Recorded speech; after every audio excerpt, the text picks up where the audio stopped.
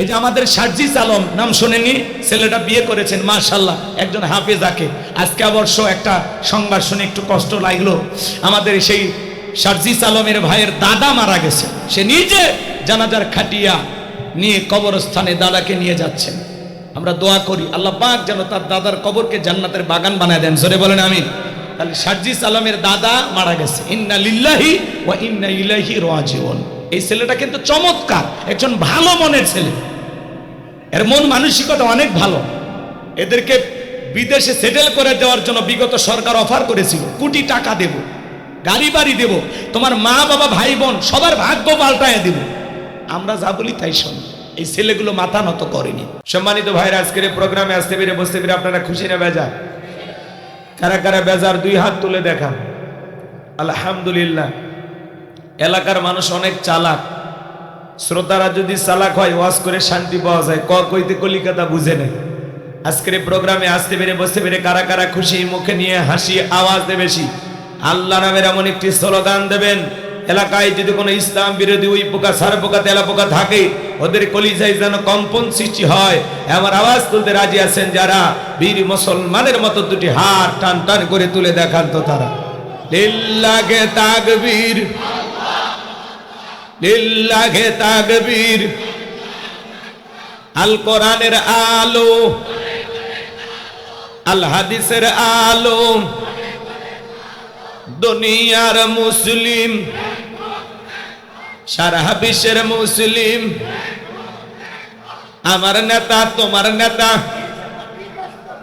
আমার নেতা তোমার নেতা। লিল্লাহে তাকবীর। আল কোরআনের আলো, আল হাদিসের আলো, দুর্নীতির আলো। হাত নামা। অনেকে ঝোঁকে তালে বলেই ফেলেছে দুর্নীতির আলো ঘরে ঘরে জ্বালো। বাংলাদেশে দুর্নীতি দমন কমিশন আছে না নাই? এরপরে দুর্নীতি কমেছে নাকি ডিজিটাল কাজে বেড়েই চলেছে। দিন যত করার ছিল দুর্নীতির পাল্লা তত ভারী হচ্ছিল, কথা বলে ঠিক কিনা? আমরা চাঁদের বাংলাদেশ দুর্নীতি মুক্ত আল্লাহ কবুল করুন চিল্লা বলুন আমি। আমরা আমাদের বাংলাদেশ মাদক মুক্ত আল্লাহ কবুল করুন চিল্লা বলুন আমি। আমরা আমাদের বাংলাদেশ যৌতুক মুক্ত আল্লাহ কবুল করুন চিল্লা বলুন আমি। সম্মানিত ভাইরা, আমার ভূমিকায় লম্বা কথা নয়, সরাসরি মূল আলোচনায় প্রবেশ করতে চাই। তারপরে দু একটি কথা না বললে নয়। কি হলো? আগে তো ভালো ছিল ভাই, সব ঠিক ছিল, সব ঠিক ছিল। সাউন্ড এদিক সেদিক করেন, সব ঠিক আছে। বেশি বেশি এ করতে গেলে কিন্তু শেষ হয়ে যাবে। তো সম্মানিত ভাইরা আমার, আজ থেকে কয়েক মাস আগে আমরা যখন কোরআনের মাহফিলে কথা বলার জন্য যাইতাম, যেখানে আমাদের খাবার আয়োজন এবং বসার ব্যবস্থা থাকতো, সেখানে কিছু বুদ্ধিজীবীদের আগমন ঘটতো। এরা দিত আমাদেরকে প্রথম সবক, হুজুর এটা বলা যাবে না, ওইটা বলা যাবে না, এইটা বলবেন ওইটা বলবেন না, কথা বলেন। এরপরে যখন আমরা মঞ্চে চলে আসতাম, আবারও দ্বিতীয় দফায় কিছু বুদ্ধিজীবীদের আগমন ঘটত। এরা দিত দ্বিতীয় সবক, হুজুর এলাকায় মোটামুটি আমরাই সব ওয়াজ্জা করবেন করবেন, খবরদার নেত্রীর বিরুদ্ধে যেন কোনো কথা না হয়। এখন কি আর ওই বুদ্ধিজীবীরা আছে ভাই? টর্চ লাইট বেরো, সিয়ারা খুঁজে পাওয়া যাচ্ছে না, কথা বলে ঠিক কিনা? এই জন্য মনে রাখবেন, জুলুম কখনো চিরস্থায়ী হতে পারে। এই মাহফিলে গতবার বলেছিলাম না, আজ হোক কাল হোক জালেমদের পতন হবেই ইনশাআল্লাহ। বলছিলাম কিনা বলেন? পতন দেয় কে? জোরে বলেন কে? এইটা আল্লাহর খেলা। জালেমদের শেষ পরিণতি হলো পরাজয়, আর মাজলুমদের শেষ পরিণতি হলো বিজয়। শেষ বিজয়ের হাসি মুসলমানেরাই হাসবে, আল্লাহু আকবার বলে। ওই যে দাঁতের উদাহরণ দিয়ে কথা বলছিলাম, মনে আছে? যে মাজলুমদের উপরে কার বিজয় আসবে? আল্লাহ তাদেরকে সাহায্য করবেন, মাজলুমেরাই শেষ বিজয়ের হাসি হাসবে। বিজয়ের মালা আল্লাহ মুসলমানদের গলায় পরিয়ে দিবে, আল্লাহু আকবার বলে। এজন্য ভাইরা আমার, এই পৃথিবীর জমিনে আল্লাহ তাআলা অসংখ্য পয়গাম্বার নবী রাসূলকে পাঠিয়েছিলেন। তারাও যখন মানুষকে আল্লাহর পথে আহ্বান করেছিলেন, তাদেরকে নানান ভাবে বাধা দেওয়া হতো। বিশাল বাধার পাঁচিরকে ভেঙে আল্লাহর জমিনে আল্লাহর পয়গম্বররা আল্লাহর পথে মানুষকে দাওয়াত দিয়ে গেছেন। কথা বলেন ঠিক কিনা? আপনার আমার প্রিয় নবী কালেমার দাওয়াত দিতে গিয়ে কর্ণের প্রসার গতিকে মার খেয়েছেন, রক্ত জড়িয়েছেন, দান্দার মোবারক শহীদ হয়ে গেছেন। সাহাবা ইকরাম দ্বীনকে প্রতিষ্ঠিত করতে গিয়ে মার খেয়েছেন, রক্ত জড়িয়েছেন, জীবন দিয়েছেন। ও বাংলার মুসলমান, 1971 সালে এদেশের মাটির জন্য, এদেশের স্বাধীনতার জন্য আপনার আমার পূর্বপুরুষেরা যদি জীবন দিতে পারেন, রক্ত দিতে পারেন, 2024 সালে স্বৈরাচার জালেমকে বিদায় করে দেওয়ার জন্য এদেশের 2000-এরও বেশি মানুষ যদি রক্ত দিতে পারেন, জীবন দিতে পারেন, ও বাংলার মুসলমান, যদি কখনো ডাক আসে প্রয়োজনে বিবির কাছ থেকে বিদায় নেব, সন্তানদের কাছ থেকে বিদায় নেব, মাথায় কাফনের কাপড় বেঁধে আল্লাহর এই জমিনে আল্লাহর দ্বীনকে প্রতিষ্ঠিত করার জন্য, কোরআনের সমাজ ব্যবস্থা কায়েম করার জন্য নবীদের মতো, সাহাবায়ে কেরামদের মতো বুকের তাজা রক্ত দিতে হয় কোরআনের জন্য, দ্বীনের জন্য, ইসলামের জন্য, কোরআনের রাজ কায়েম করার জন্য। কারা কারা বুকের তাজা রক্ত দিতে রাজি? দুই হাত তুলে আল্লাহকে দেখা, দুই হাত তুলে আল্লাহকে দেখা।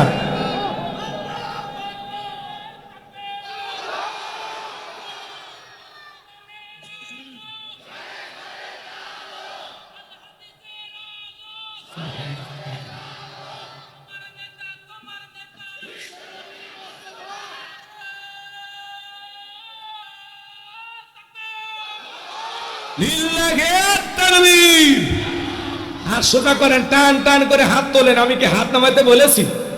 মাঝে মাঝে হাত বেঁকা দেখা যায়। দুই হাত সোজা করার শক্তি নেই। আপনি পুরুষ মানুষ, দুধ ডিম ভিটামিন ক্যালসিয়াম মাঝে মাঝে কিনে খাবেন, একবারে দুর্বল হলে চলতে পারবেন। হাত সোজা করেন, সোজা করেন। আমার আল্লাহ রাব্বুল আলামিন বলেন, ইন্নাল্লাহা আশতারা মিনাল মুমিনিনা আনফুসাহুম ওয়া আমওয়ালাহুম বিআন্না লাহুমুল জান্নাহ। সূরা তাওবার 111 নম্বর আয়াতে আল্লাহ রাব্বুল আলামিন জানিয়ে দিয়েছেন, নিশ্চয়ই মুমিন বান্দাদের জান মাল আমি আল্লাহ ক্রয় করে নিয়েছি, বিনিময়ে দেব জান্নাত। বলুন সুবহানাল্লাহ। তাহলে বলেন তো বাজান, আপনার আমার জীবনের মালিক কে? হে যুবকেরা ভালো করে বলো তো, এই জীবনের মালিক কে? প্রেম করবার প্রেমিকাকে পার্কে নিয়ে যা ডায়লগ দিবা, এ জীবন তোমার, তুমি শুধু আমার। ওরে হাইব্রিড যুবক, এই জীবনের মালিক কে? আপনার আমার সম্পদের মালিক কে? আল্লাহর দেয়া জীবন, আল্লাহর দেয়া সম্পদ আল্লাহর পথে খরচ করতে রাজি আছেন তো মুসলমান? রাজি আছেন তো ইনশাআল্লাহ? বাম হাত নামান, শুধু ডান হাত তুলে রাখেন, শুধু ডান হাত। আল্লাহ রাব্বুল আলামিন বলেন, ইল্লা আসহাবাল ইয়ামিন ফি জান্নাতিন ইয়াতাসাআলুন।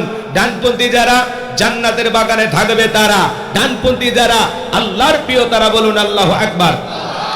কোনো কথা হবে না। কিছুক্ষণ আগেই বলেন, হুজুর জীবন দিতে রাজি, রক্ত দিতে রাজি। আপাতত জীবন রক্ত দুইটার কোনোটাই দিতে হবে না। ডান হাতটা পকেটের ভিতর ঢুকে দিয়ে যে যা পারেন, যতটুকু পারেন প্রাণ ভরে এই 2 দিন ব্যাপী তাফসীরুল কোরআন মাহফিলের জন্য প্রাণ ভরে দান করবেন। সোজা ডান হাত নিজের পকেটে দেন, অন্য কারো পকেটে হাত দিয়ে পকেট ভরে বলে মার খাবেন না। সবাই পকেটে হাত দেন, সবাই পকেটে হাত দেন। আমিও দিচ্ছি, দেন। সবাই পকেটে হাত দেন, নিজের পকেটে হাত দেন, নিজের পকেটে হাত দেন। ছেলেবেলে যারা আছে, স্বেচ্ছাসেবকের দায়িত্ব যাদেরকে দেওয়া আছে, ব্যাগ নিয়ে, রুমাল নিয়ে, চাদর নিয়ে, যার কাছে যা আছে তাই নিয়ে মাঠে নামো, খেলা হবে, খেলা হবে। ছেলেবেলে যাচ্ছে, সবাই প্রাণ ভরে দান করেন। সবাই পকেটে হাত দেন, সবাই পকেটে হাত দেন, সবাই প্রাণ ভরে দান করেন। আমিও দিলাম, আপনারাও দেন। আল্লাহ সবাইকে দেওয়ার তৌফিক দান করুন। জোরে বলেন আমি। সবাই পকেটে হাত দেন। 10, 20, 50, 200, 100, 500, 2000, 5000, 10,000, 1 লাখ, 2 লাখ, যে যা পারেন আল্লাহর রাস্তে পকেটে হাত দিয়ে প্রাণ ভরে টাকা দান করেন। খবরদার কেউ যেন আবার বিড়ি ম্যাচ দিন না। 2014 সালে ওয়াজ করতে গেছিলাম রংপুর তারাগঞ্জ, ওই জায়গায় কালেকশন চলতেছিল। একজন ব্যাগের ভিতরে দিয়েছিল 2 প্যাকেট বিড়ি, দিয়ে লেগে দিয়েছে 1 প্যাকেট মাহফিল কমিটির আর 1 প্যাকেট বক্তার। কত বড় দুষ্ট, চিন্তা করেন। এরকম দুষ্টমি করা যাবে না। সবাই পকেটে হাত দিয়ে প্রাণ ভরে টাকা দান করেন। মহিলা প্যান্ডেল আসে, আমার মা বোন যারা বসে আছেন, মা আমি জানি আপনাদের হাতের রান্না যেমন ভালো, মনটা তার সাথে বেশি ভালো। আল্লাহ আমার মা বোনদেরকে বেশি করে দান করা তৌফিক দান করুন। চিল্লা বলুন আমিন। যে মহিলা পুরুষের চাইতে অনেক বেশি, না মা বোনদের সংখ্যা বেশি হবে আমরা জানি। জি, মহিলা প্যান্ডেলে অনেক মা বোন। আল্লাহ আমার মা বোনদের দান করা তৌফিক দান করুন। যাদের মন আয়েশা, ফাতেমা, খাদিজার মতো নরম, তারা অবশ্যই দান করবে। 2-1 মিনিট যে যা পারেন আল্লাহর রাস্তায় দান করেন। আমার হাতে 500 টাকা, 1000 টাকা, 2, 4, 5, 10,000 যারা দেবেন মুসাফিরের হাতে, তাড়াতাড়ি দেন, সময় কম। পকেটে হাত দেন। 500 টাকা, 1000 টাকা থাকলে বের করে দেন। আমি দোয়া করে দেব আল্লাহ যেন বিশ্ব নবীর সাথে একই জান্নাতে কবুল করেন। জোরে বলেন আমিন। আসেন, এই মুসাফিরের হাতে হাত দিয়ে কে দেবেন? তাড়াতাড়ি আসেন, 2 মিনিট জিকির করে লা ইলাহা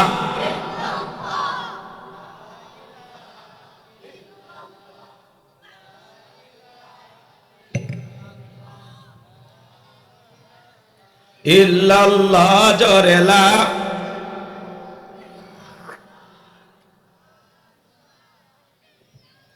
জোরে লা ইলাহা ইল্লাল্লাহ, জোরে লা।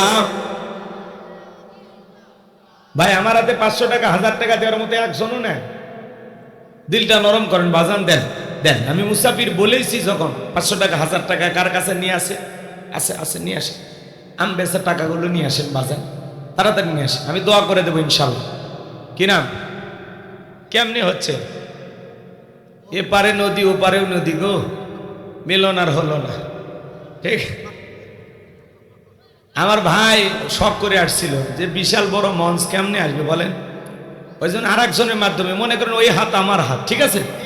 আচ্ছা, আমার ভাই 500 টাকা দিয়েছেন, জোরে বলেন মারহাবা। আর একজন ভাই 500 টাকা, জোরে বলেন মারহাবা, দান করেছেন 500 টাকা। দুনিয়া ঘেরে দাঁড়াই কোনো ঠেকা, মরে পর রসুলের সাথে একই জান্নাতি করে দিও দেখা, জোরে বলেন মারহাবা। ছেলে পেলে ব্যাগ নে, রুমাল নে, চাদর নিয়ে গেছে বাজান, সবাই প্রাণ ভরে দান করে। এই ছেলে পেলে ভালো করে কালেকশন করো বাবা, এই দাঁড়ানো ভাইদের কাছেও যাবেন। মহিলা প্যান্ডেলে আমার মা বোন যারা বসে আছেন, মা আপনারা প্রাণ ভরে দান করবেন, আল্লাহ সবাইকে দান করা তৌফিক দান করুন। ছিল বলেন আমি এই মঞ্চে একটা বাটি চালান দেন। মঞ্চে হয়ে গেছে, আচ্ছা ঠিক আছে। 500 টাকার নোট পাইলাম, একটা 1000 টাকার নোট চাইছিলাম, একটা 1000 টাকা, মানে 1000 টাকার একটা। নাই পাওয়া যাবে না। আচ্ছা, সব কি আপনারা মাসুদ ভাই দিয়ে দিয়েছেন? মাকসুদুল ভাইকে আপনারা খুব পছন্দ করেন না?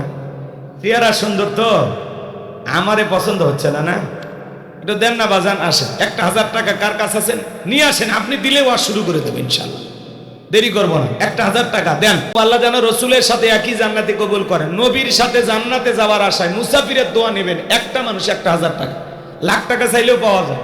আমি 1000 চাইছি, দেন তাড়াতাড়ি দেন, দিলটা নরম করে। কার কাছে আছে নিয়ে আসেন,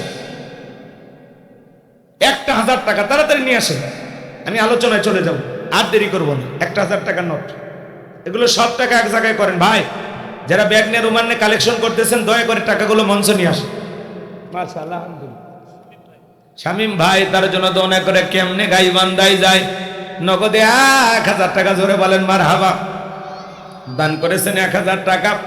দুনিয়া খেরাতে রাই কোনো ঠেকা, মনে পর রসুলের সাথে একই জান্নাতি করে দিও দেখা, জোরে বলেন মারহাবা। আর একটু জোরে বলেন মারহাবা। সম্মানিত ভাইয়ের আমার, আর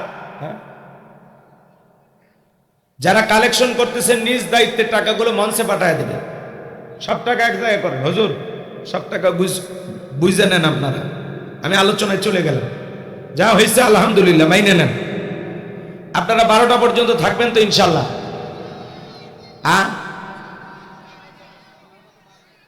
না কে বলে 11টা বাজে? একটা না এতক্ষণ না, এই 12টা 12:15, সর্বোচ্চ 12:30। আমার কথা আগে শুনবেন। আমি বলতে চাচ্ছিলাম 12:30 পর্যন্ত কারা কারা থাকবেন না তারা হাত তোলেন। কেউ হাত তোলে না? তাহলে 12:30 পর্যন্ত কারা কারা থাকবেন 2 হাত তুলে একবার শুধু বলেন ইনশাআল্লাহ। আর একটু জোরে বলেন ইনশাআল্লাহ। আল্লাহ আপনাদের কবুল করুন, চিল্লা বলুন আমি। এই যে হাত তুলে ওয়াদা দিলেন, ওয়াদা ভঙ্গ করা কিসের লক্ষণ? মুনাফিকের লক্ষণ। আমার বিশ্বাস আপনাদের এলাকায় মুনাফিকের কোনো জায়গা নেই। কথা বলেন। এই 1.5 ঘন্টার সময় আপনারা আমাকে দেবেন, যদি আপনারা ধৈর্য সহকারে থাকতে পারেন। বোনাস টাইম আধা ঘন্টা তো চাইছেন, ব্যাপার না, দেখা যাবে। আগে আপনারা প্রমাণ করেন যে হুজুর আমরা ওয়াজ শুনতে আসছি, ঠিক আছে? এই 1.5 ঘন্টা ওঠা বসা করা যাবে না। যদি কেউ উঠতে চান 30 সেকেন্ড সময় দিলাম, যে কোনো সাইটে চলে যান। মাহফিল থেকে একজন উঠবেন না, ওঠা বসা করবেন। ভাতিজা টাকা নিয়ে এসছো বা, তোমার নাম কি? ভয় পাচ্ছ কে? ঠিক আছে, ছোট বাবু 500 টাকা দিচ্ছে, আল্লাহ কবুল করেন, জোরে বলেন আমি। পারভেজ তার মায়ের জন্য দোয়া আছে, নগদ 1000। জোরে বলেন মারহাবা। এখন যে যা দেয় আমার আর দিন, ঠিক আছে? জি, এই ছেলেবেলে যারা সামনে বসছো, বাবু কথা বলা যাবে না, শুধু আমি বলবো তোমরা শুনবা। সুবহানাল্লাহ, আলহামদুলিল্লাহ, আল্লাহু আকবার, এগুলো জোরে জোরে, ওভাবে ঠেলাঠেলি করেন, ভালো করে বসো।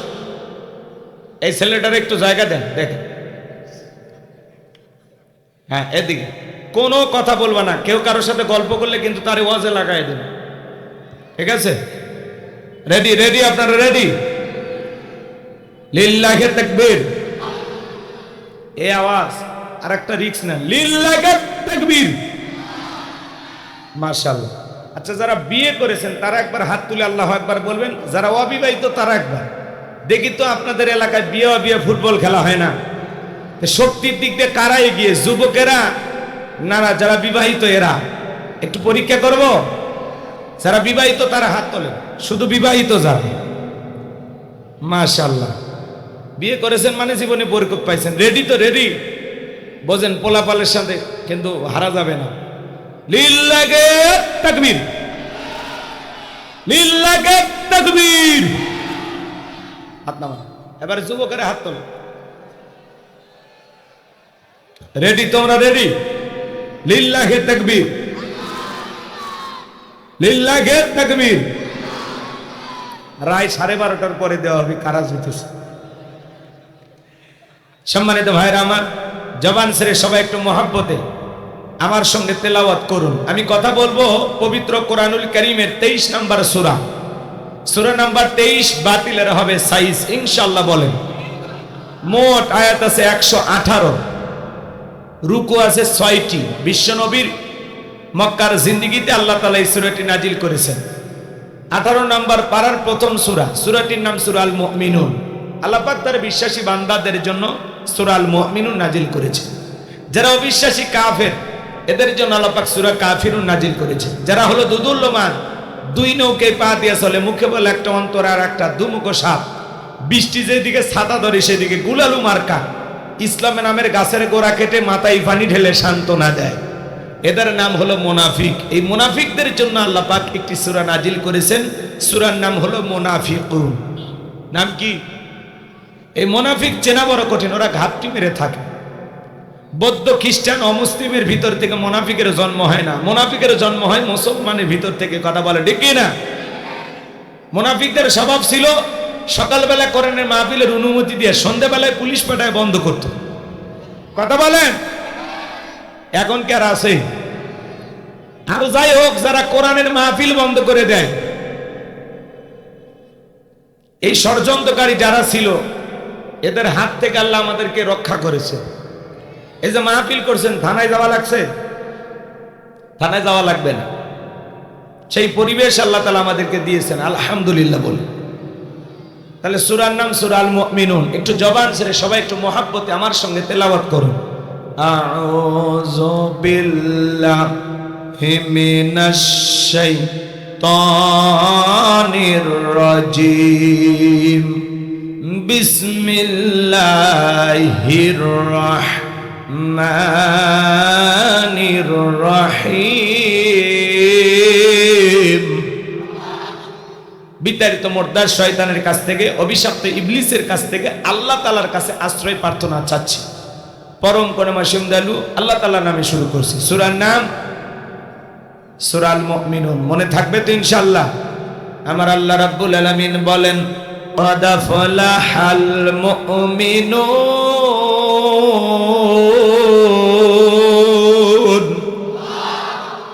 যে কোন আয়াত বা সূরার তাফসীর করতে হলে কোন প্রেক্ষাপটে কোন সময় আল্লাহ তাআলা সেই সূরাটি বা আয়াতটি নাজিল করেছেন, সেই নাজিলের প্রেক্ষাপট জানার দরকার আছে না নাই? আরবিতে বলা হয় শানে নজুল। যদি শানে নজুল আলোচনা করা হয় তাহলে তাফসীর বুঝতে সহজ হয়। চিৎকার মেরে বলুন আল্লাহু আকবার। তাহলে সূরা আল মুমিনুন বিশ্ব নবীজির উপরে কোন প্রেক্ষাপটে কোন সময় আল্লাহ তাআলা নাজিল করেছেন, আমি কি একটু নাজিলের সময়কালটা তুলে ধরবো? বলবো ইনশাআল্লাহ।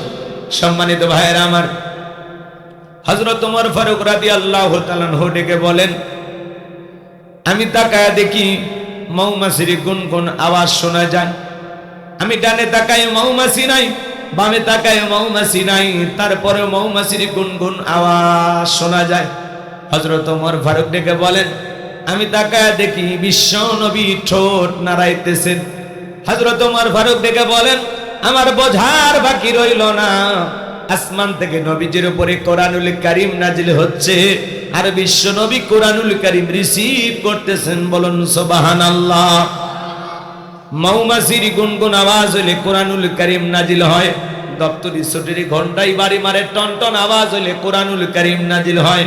নবীজি যখন ঘোড়ার উপরে থাকতেন ওই সময় যদি কোরআনুল কারীম নাজিল হইতো, ওহির ভারে ঘোড়ার পা বালুর ভিতরে ডেবে যেত। বলেন আল্লাহু আকবার।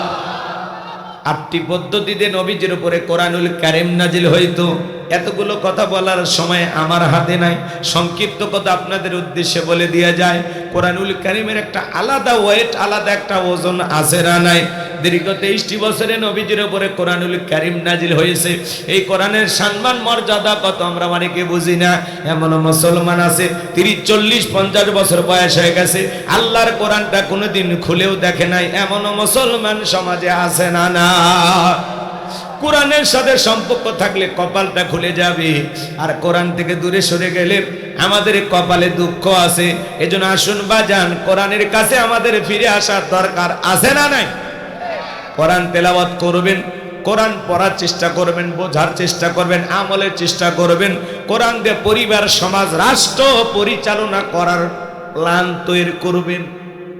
কথা কয় পারবো তো ইনশাআল্লাহ?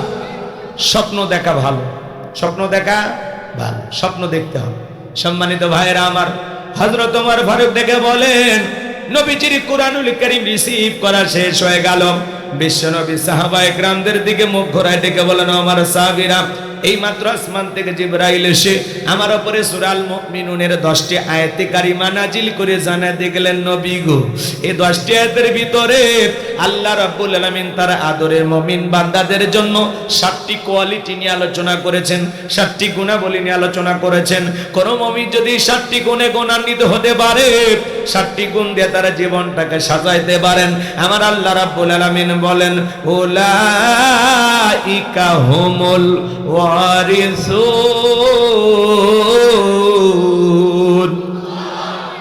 আল্লাযীনা ইয়ারিসুনাল ফিরদাউস হুম ফিহা খালিদুন।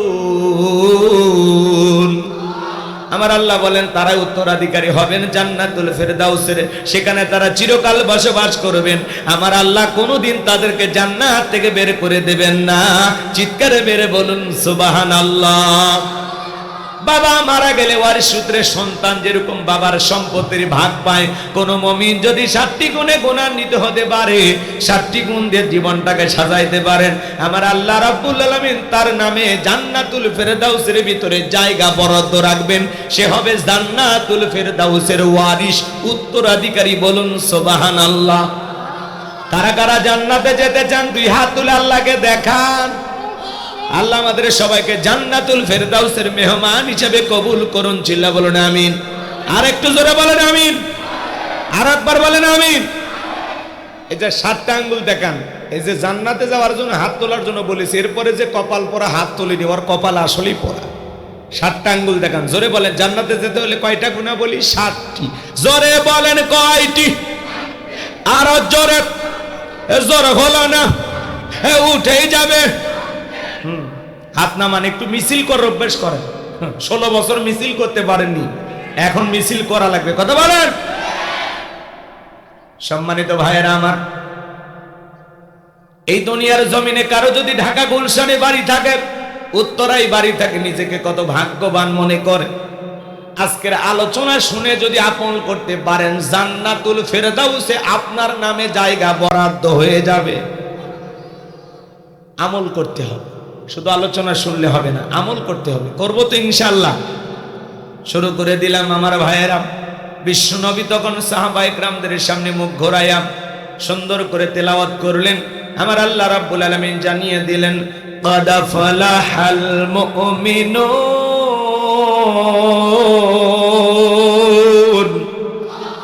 আমার আল্লাহ রাব্বুল আলামিন বলেন, অবশ্যই মুমিনেরা সফল। অলরেডি মুমিনেরা সফল হয়েছে, তারা ঈমান এনেছে যারা। বলুন সুবহানাল্লাহ। কদ আফলাহাল মুমিনুন, অবশ্যই মুমিনেরা সফল, অলরেডি মুমিনেরা সফল। সফল হয়েছে তারা, ঈমান এনেছে যারা। আল্লাহু আকবার বলেন। আমরা মনে করি ক্ষমতা থাকলে সফল, টাকা থাকলে সফল, যশ খ্যাতি থাকলে সফল। কথা বোঝেন নাই? আমাদের কাছে মনে হয় এগুলো সফলতার মাপকাঠি, কিন্তু না, আল্লাহর কাছে এগুলো সফলতার মাপকাঠি না। আল্লাহর কাছে সফল হতে পারবে তারা, ঈমান আনবে যারা। বর্তমান পৃথিবীর সবচাইতে ক্ষমতাধর ব্যক্তি নাম হলো ডোনাল্ড ট্রাম্প। কথা কয় না? আমেরিকার ৪৭তম প্রেসিডেন্ট হলো ডোনাল্ড ট্রাম্প। আমরাও আগামীতে সিদ্ধান্ত নেব, আর যাই হোক কোন নারীকে এই দেশের প্রধানমন্ত্রী বানাবো না। আগামীতে পুরুষ হবে এই দেশের প্রধানমন্ত্রী। কারা কারা আছেন হাত তুলে দেখান। লিল্লাহি তাকবীর, হাত নামান। নারীদের দেখার দিন শেষ, আগামীতে পুরুষের বাংলাদেশ। কারণ নারীদের রাগ বেশি, জেদ বেশি, অভিমান বেশি। কথা বলেন ঠিক কিনা? দেখলেন না, বারবার বললাম ম্যাডাম পদত্যাগ করেন, পদত্যাগ করেন। আল্লাহ বলে কিসের পদত্যাগ? এরা যে অন্যায় অপরাধ করেছে, শুধু পদত্যাগ না, আমি আল্লাহ এদেরকে দেশ ত্যাগ করতে বাধ্য করব। কথা বলেন ঠিক কিনা? ইন্না বাতাশা রাব্বিকা লাশাদীদ, আল্লাহর পাকড়াও বড় কঠিন। আল্লাহ ধরে ধরে না, যেদিন ধরবে মামুবাড়ি দিল্লি গিয়ে পড়বে। কথা বলে ঠিক কিনা? উনি যদি পদত্যাগ করে জেলেও যাইতো, তবু ওনার নেতা কর্মী ওনার নামে দোয়া করত, দেশবাসী খুশি হইতো। কয়েক মাস পর বিজয়ের মালা দিয়ে আবারও জেলখানা থেকে বের করে আনতো। আপনার কোটি কোটি অনুসারী কারে কথা ভাবলেন না, এইভাবে পালিয়ে গেলেন কেন? এই কতক্ষণ ঈশ্বর চাচাকে বলা হয় স্বৈরাচার শাসক। ঈশ্বর চাচা ক্ষমতার থেকে পদত্যাগ করে জেলে গেছে, দেশ ছাড়েনি। বাপের বেটা।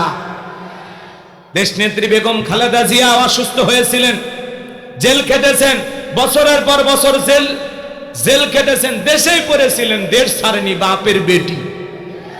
কাতারের আমির বিমান পাঠাইছে, রাজকীয় ভাবে বিদেশে গেছে চিকিৎসা নেওয়ার জন্য। একজন যায় সম্মানের সহিত, আর একজন যায় পালিয়ে। আর আমাদেরকে ছাড়া কি খুব ভালো আছে?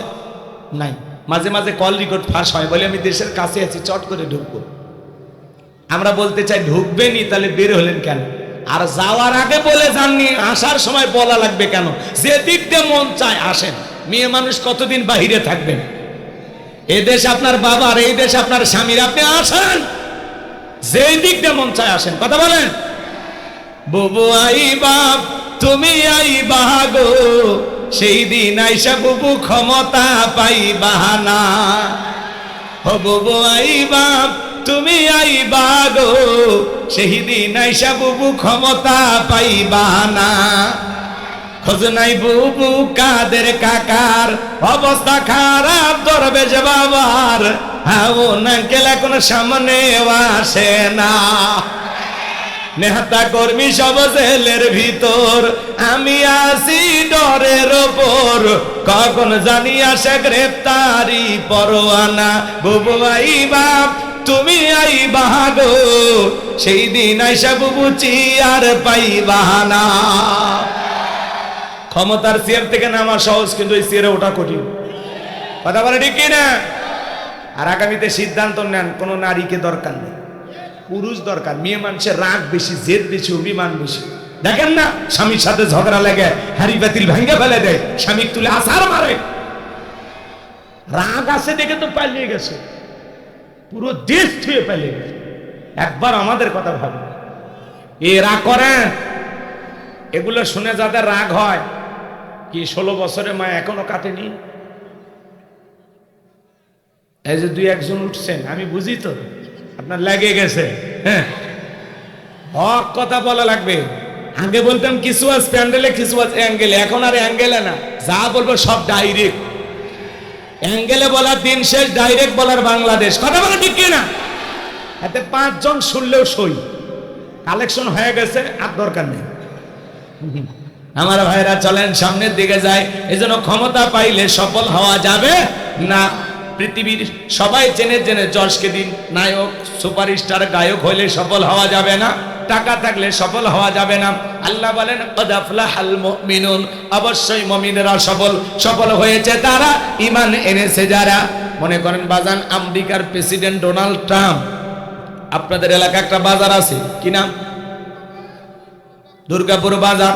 মনে করেন বাজার, এই বাজারে আল্লাহর একজন বান্দা তরি তরকারি বিক্রি করে, সবজি বিক্রেতা। আজান দেওয়ার পরে আল্লাহর গোলাম মাথা নত করে যদি মসজিদে গিয়ে আল্লাহকে সিজদা দেয়, বলেন তো বাজান, পৃথিবীর বড় নেতা ডোনাল্ড ট্রাম্পের চাইতে ওই সবজি বিক্রেতা ইমানদারের দাম কম না বেশি? তার মানে কি বুঝলেন? ইমান আছে যার, আল্লাহর কাছে দাম আছে তার। বাংলাদেশের একজন রিক্সা চালক, ভ্যান চালক, লোকটা যদি ইমানদার হয়, আজান দেওয়ার পরে মসজিদে গিয়ে মাথা নত করে যদি আল্লাহকে সিজদা দেয়, ওই রাশিয়ার প্রেসিডেন্ট পুতিনের চাইতে ওই রিক্সা চালক ইমানদারের দাম কম না বেশি?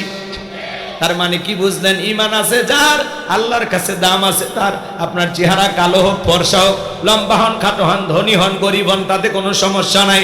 আপনার ভিতরে ইমান আছে, আল্লাহর কাছে দাম আছে। এই জীবনে যদি আল্লাহর কাছে দামি হতে পারে, আর কিছু চাওয়ার আছে? জোরে বলেন, চাওয়ার আছে? তাহলে আমি বলবো সফল হয়েছে কারা? আপনারা বলবেন ইমান এনেছে যারা।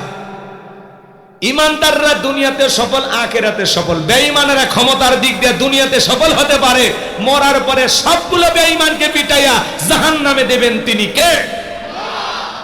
এই জন্য সফল হয়েছে তারা, ইমান এনেছে যারা। আমি বলবো, আপনারা বলতে পারবেন না? বলেন, সফল হয়েছে কারা?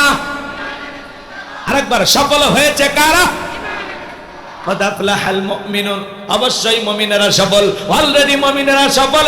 সফল হয়েছে তারা, ইমান এনেছে যারা। আল্লাহর কাছে দামি বান্দা তারা, ইমান আনবে যারা। আল্লাহু আকবার বলে। ইমান নামের পাসপোর্ট যারা আছে, জান্নাতের ভিসা লাগবেই। সুবহানাল্লাহ। জান্নাতে যাওয়ার জন্য ইমান হলো কি? পাসপোর্ট। কথা কয় না? দেশের বাইরে যেতে হলে কি লাগে? জান্নাতে যেতে হলে কি লাগবে? ইমান নামের পাসপোর্ট। এই পাসপোর্ট যদি আপনার থাকে, তাহলে আপনি জান্নাতে যেতে পারবেন। ইমান নাই, জান্নাতে যাওয়ার কোনো সুযোগ নাই। কথা ক্লিয়ার না? ভেজাল আছে? ইমানদারের জন্য জান্নাত। এই জন্য আমরা সবাই ইমানদার। খুশি না বেজার? আলহামদুলিল্লাহ। আল্লাহ ভালোবেসে মুসলিমের ঘরে জন্ম দিয়েছে, এই জন্য আমরা গর্বিত। কথা বলেন। আল্লাহর দয়া ছাড়া আপনি আমি আসতে পারতাম? আল্লাহ ভালোবেসে মুসলমানের ঘরে জন্ম দিয়েছেন, আল্লাহ ভালোবেসে বিশ্বনবীর উম্মত বানাইছেন, আল্লাহ ভালোবেসে কোরআন দিয়েছেন। একটু আমল করলেই জান্নাত। কিতাব পাইছি সেরা, নবী পাইছি সেরা, জাতির দিক দিয়ে সেরা। আমল করতে পারলে জান্নাতটাও পাবো সেরা। সুবহানাল্লাহ। এইবার চলেন বাজান গো আমার, ছোট্ট একটা প্রশ্ন আপনাদেরকে বলি। একজন অমুসলিম জোহরের নামাজের পূর্বে ঈমান গ্রহণ করেছে, ওই ব্যক্তির উপরে জোহরের সালাত আদায় করা কি ফরজ? এই তো চমৎকার শ্রোতা, আপনারা সব বোঝেন। মারহাবা। আমার ভাইয়েরা গভীর মনোযোগ দিয়ে শোনেন। ঈমান আনার পরে মুমিন জীবনের সবচেয়ে গুরুত্বপূর্ণ ইবাদতের নাম হলো সালাত। এই জন্য আল্লাহ তাআলা 7টি কোয়ালিটি নিয়ে যখন আলোচনা শুরু করলেন, 1 নাম্বার আল্লাহ তাআলা সালাত দিয়ে শুরু করলেন। যুবক যারা আছো নিরাশ হয় না। 4 নাম্বার গুণাবলীতে তোমাদের ওয়াজ আছে। তোমরা যুবক, আমিও যুবক, তোমাদের মনের দুঃখটা আমি কি বুঝি। কথা কয় না? তোমাদের জন্য স্পেশাল আলোচনা মাথার মেমোরিতে সেভ করা আছে, সময় মতো ডাউনলোড দিয়ে শোনায় দেবে। একটু ধৈর্য ধরো, অস্থির হয় না। তাহলে মুমিন বান্দার 1 নাম্বার গুণাবলী শুরু হয়ে গেল। আল্লাহু আকবার বলেন। আমার আল্লাহ ডেকে বলেন, আল্লাযীনা হুম ফি সালাতিহিম খাশিউন। মুমিন বান্দার 1 নাম্বার গুণাবলী, যারা নিজেদের সালাত বিনয়ের সহিত, নম্রতার সহিত, আল্লাহর ভয় নিয়ে আদায় করে। আপনি আমি যখন সালাত আদায় করব, অন্তরে ভয় থাকতে হবে কার? ইয়া আইয়ুহাল্লাযীনা আমানুত্তাকুল্লাহ। হে ঈমানদারগণ, আমি আল্লাহকে ভয় করো, হাক্কা তুকাতিহি, ভয় করার মতো ভয় করো। এজন্য আল্লাহ বলেন, আল্লাযীনা হুম ফি সালাতিহিম খাশিউন। যারা নিজেদের সালাত বিনয়ের সহিত, নম্রতার সহিত, আল্লাহর ভয় নিয়ে আদায় করে, খুশু খুশু ভাব নিয়ে, আল্লাহর ভয় নিয়ে। এই আয়াতের ব্যাখ্যায় তাফসীরকাররা লিখেছেন, তাফসীর ইবনে কাসির থেকে বলছি, অন্তরে ভিতর চিন্তা, দুশ্চিন্তা, কুশ্চিন্তা, বিবির কথা, সংসারের কথা, ব্যবসা বাণিজ্যের কথা, দুনিয়াবি কোনো চিন্তা ভাবনা মনের মধ্যে রাখা যাবে না। টেনশন মুক্ত হৃদয় নিয়ে, আল্লাহর ভয় নিয়ে সালাতে দাঁড়াইতে হবে। কথা বলেন ঠিক কিনা? আপনি আমি যখন সালাতে দাঁড়িয়ে যাব, মনে মনে ভয় করব, আমি নামাজ আদায় করতেছি, আমার আল্লাহ আমাকে দেখতেছেন। আল্লাহু আকবার। আপনি আমি সালাত আদায় করব, আরে মনে মনে খেয়াল করব আমি সালাত আদায় করতেছি, আমার আল্লাহ আমার সামনে দাঁড়িয়ে আছেন। আমি জোহরের সালাত আদায় করব আর মনে মনে খেয়াল করব এই জোহরের সালাত আমার জীবনের শেষ সালাত, আমি আসর পর্যন্ত নাও বাঁচতে পারি। আল্লাহু আকবার। এইরকম ভয় নিয়ে সালাত আদায় করতে হবে। বিশ্বনবী কিভাবে সালাত আদায় করতেন আম্মা জান আয়েশা ডেকে বলেন, নবীজি নামাজের ভিতরে এত লম্বা সময় ধরে দাঁড়িয়ে থাকতেন, মাঝে মাঝে তাকায় দেখতাম নবীজির পা মোবারক ফুলে উঠেছে। আম্মা জান আয়েশা ডেকে বলেন, নবীজি এত লম্বা সময় ধরে রুকু করতেন, সিজদা করতেন, মাঝে মাঝে মনে হয় নবীজি আর কোনোদিন সিজদা থেকে মাথা উঠাবেন না। আম্মা জান আয়েশা ডেকে বলেন, একদিন রাতের বেলায় দেখি নবীজি এত কান্না করেছেন, কাঁদতে কাঁদতে সিজদার জায়গাটা পর্যন্ত ভিজে গেছেন, নবী আমার সিজদায় লুটিয়ে পড়ে আছেন। আম্মা জান আয়েশা অপেক্ষায় বসে থাকলেন, নবী যে কোনো সিজদা থেকে মাথা উঠাইলেন। আম্মা জান আয়েশা ডেকে বলে, নবী এত কান্না কেন করলেন, কি হয়েছে আপনার? নবী আমার ডেকে বলে, আয়েশা আমি তো আমার জন্য কাঁদি নাই, আমি কাঁদি আমার গুনাহগার উম্মতের জন্য। আল্লাহর কাছে কেঁদে কেঁদে বলি, আল্লাহ আমার গুনাহগার উম্মতের গুনাহগুলো মাফ করে দাও, ওই কঠিন জাহান্নামের আগুন থেকে আমার উম্মতকে বাঁচাও। আপনার আমার গুনাহ মাফের আশায় বিশ্ব নবী যদি সিজদা দিয়ে কান্নাকাটি করেন, আপনি আমি হলাম মূল ভিকটিম, মূল আসামি, মূল অপরাধী। তাহলে বলেন তো বাজান, নিজেদের গুনাহ মাফের জন্য আল্লাহর কাছে সিজদা দিয়ে কান্না করা দরকার আছে না নাই? 5 ওয়াক্ত সালাত এটা তো রবের বাধ্যতামূলক ওয়ার্ডার। 5 ওয়াক্ত সালাত আদায় করা নফল না ফরজ? 5 ওয়াক্ত সালাত আদায় করতে হবে।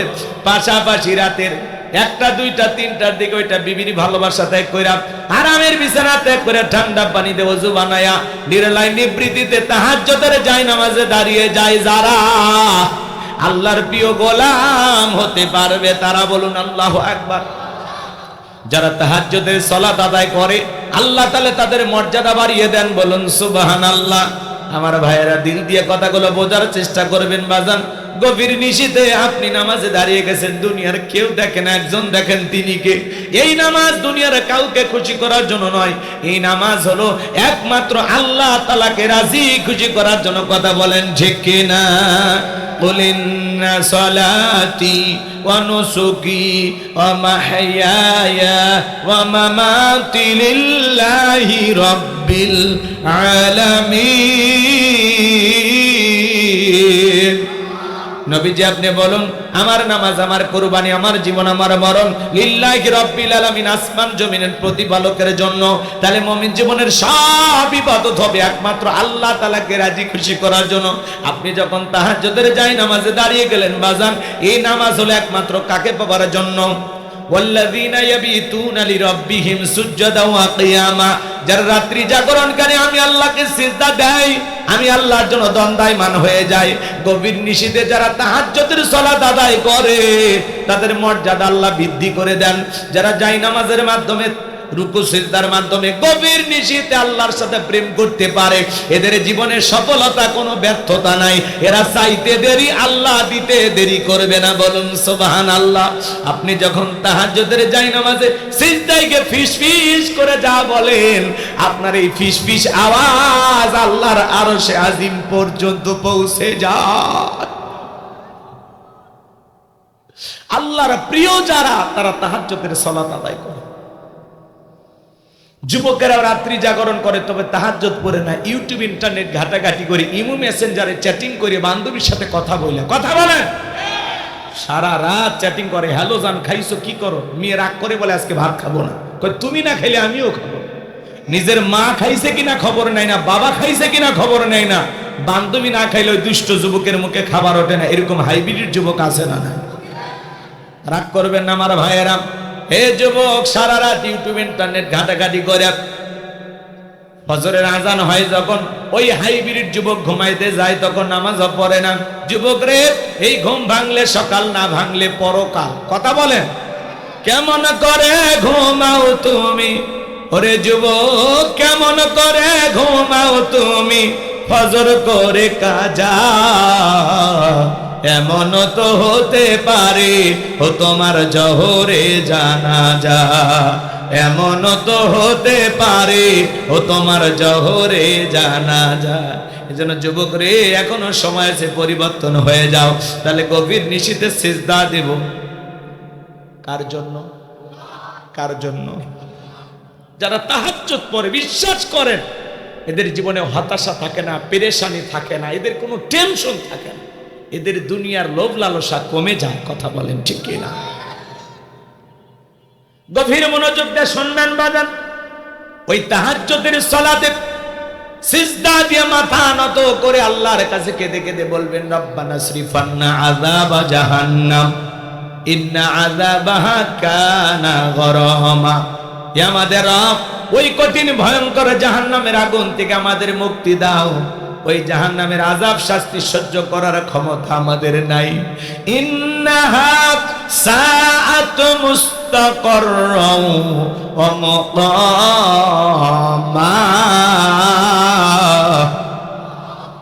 আমার আল্লাহ ডেকে বলেন, নিশ্চয়ই ওই জাহান্নাম আবাসস্থল হিসাবে, বসতির জায়গা হিসাবে কত না নিকৃষ্টতম একটা স্থান। জাহান্নাম সুখের জায়গা না, ওইটা হলো যন্ত্রণার কারখানা। আমার আল্লাহ রাব্বুল আলামিন বলেন, ইন্না জাহান্নামা কানাত মিরসাদা লিত্তাগিনা মাআবা লাবিসিনা ফিহা আহকাবা লা ইয়াযুকুনা ফিহা বারদাও ওয়ালা শারাবা ইল্লা হামিমাও ওয়া গাসসাকা। সূরা নবের ভিতরে আল্লাহ পাক জানিয়ে দিলেন, ইন্না জাহান্নামা কানাত মিরসাদা, নিশ্চয়ই জাহান্নাম ফুলসিরাতের কিনারায় ওত পেতে রয়েছে। এটা হলো অপরাধীদের থাকার আবাসস্থল।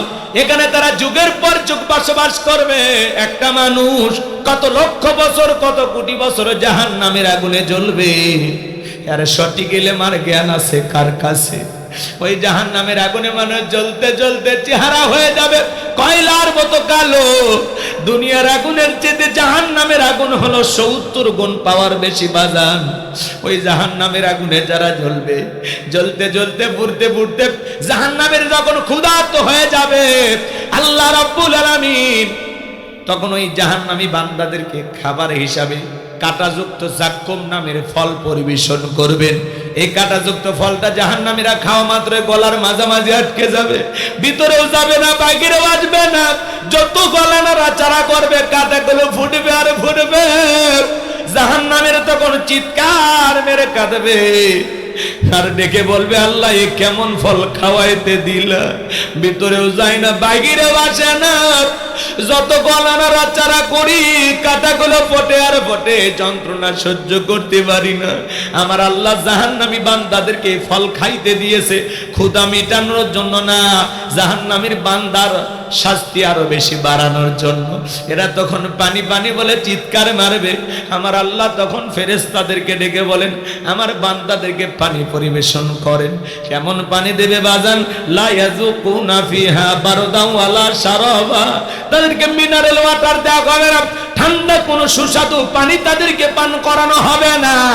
ইল্লা হামিমাও ওয়া গাসসাকা, এমন উত্তপ্ত ফুটন্ত গরম পানি জাহান্নামীদেরকে পান করানো হবে যা পুজ ব্যতীত কিছুই নয়। ওই পুজওয়ালা দুর্গন্ধওয়ালা ওই পানি যখন জাহান্নামীরা পান করবে, জাহান্নামীর লাড়ি হুড়িগুলো গলে গলে পিছনে রাস্তাতে বের হয়ে যাবে। জোরে কোন নাউজুবিল্লাহ। এ ভাই, এরা মানে জান্নাতের টিকিট পাচ্ছে না? সাজার টিকিটটা দেখেন তো।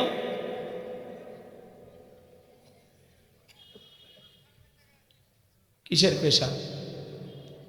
এই কথাগুলো শুনেও পেশাব লাগে? দেখের ভিতরে বড় বড় ফোড়া হয় না? ফাটাই দিলে কি বের হয়? তরমুজের রস, পুঁজ পুঁজ। এই পুঁজ যদি হাসপাতাল থেকে সংগ্রহ করে দিই, 50,000 টাকা দেবে। এক গ্লাস কেউ খাবেন? বলেন না ভাই, খাবেন? 1 লাখ। শুনে ঘৃণা লাগতেছে না? সি সি সি হচ্ছে। এগুলো কি খাবা? সূরা নাবা আয়াত নাম্বার 25, ইল্লা হামিমা ওয়া গাসসাকা, এমন উত্তপ্ত ফুটন্ত গরম পানি জাহান্নামীদেরকে পান করানো হবে যা পুজ ব্যতীত আর কিছুই নয়। ওই পুজওয়ালা দুর্গন্ধওয়ালা পানি, এই গরম পানি, এটা হবে জাহান্নামীদের খাদ্য। এই পানির চেহারার সামনে নিলে চেহারাটা ঝলসে যাবে, দেহের গোস্তগুলো খসে খসে পড়বে। জাহান্নামের সর্বনিম্ন শাস্তি, জাহান্নামের তৈরি করা একজোড়া স্যান্ডেল আল্লাহ পায়ে পরায় দিল। এই স্যান্ডেল পরার কারণে মাথার মগজ টকবক করে গলে নাক মুখ কান দিয়ে বের হয়ে যাবে। চিৎকার মেরে বলুন নাউজুবিল্লাহ। এই যদি হয় ভয়ঙ্কর জাহান্নামের শাস্তি, বলেন তো বাজান, সেই জাহান্নাম থেকে বাঁচার জন্য দোয়া করতে হবে কার কাছে? সাহাবা ইকরাম 2 রাকাত নামাজ পড়ে সারা রাত কাটায় দিতেন, বলুন সুবহানাল্লাহ।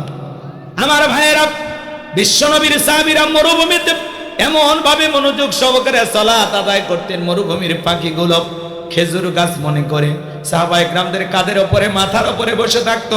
নবীজির সাহাবীরা সালাতে এত মনোযোগ, কাঁধে পাখি পড়ে থাকে, তারপরে তারা টের পাইতো না, বলুন সুবহানাল্লাহ।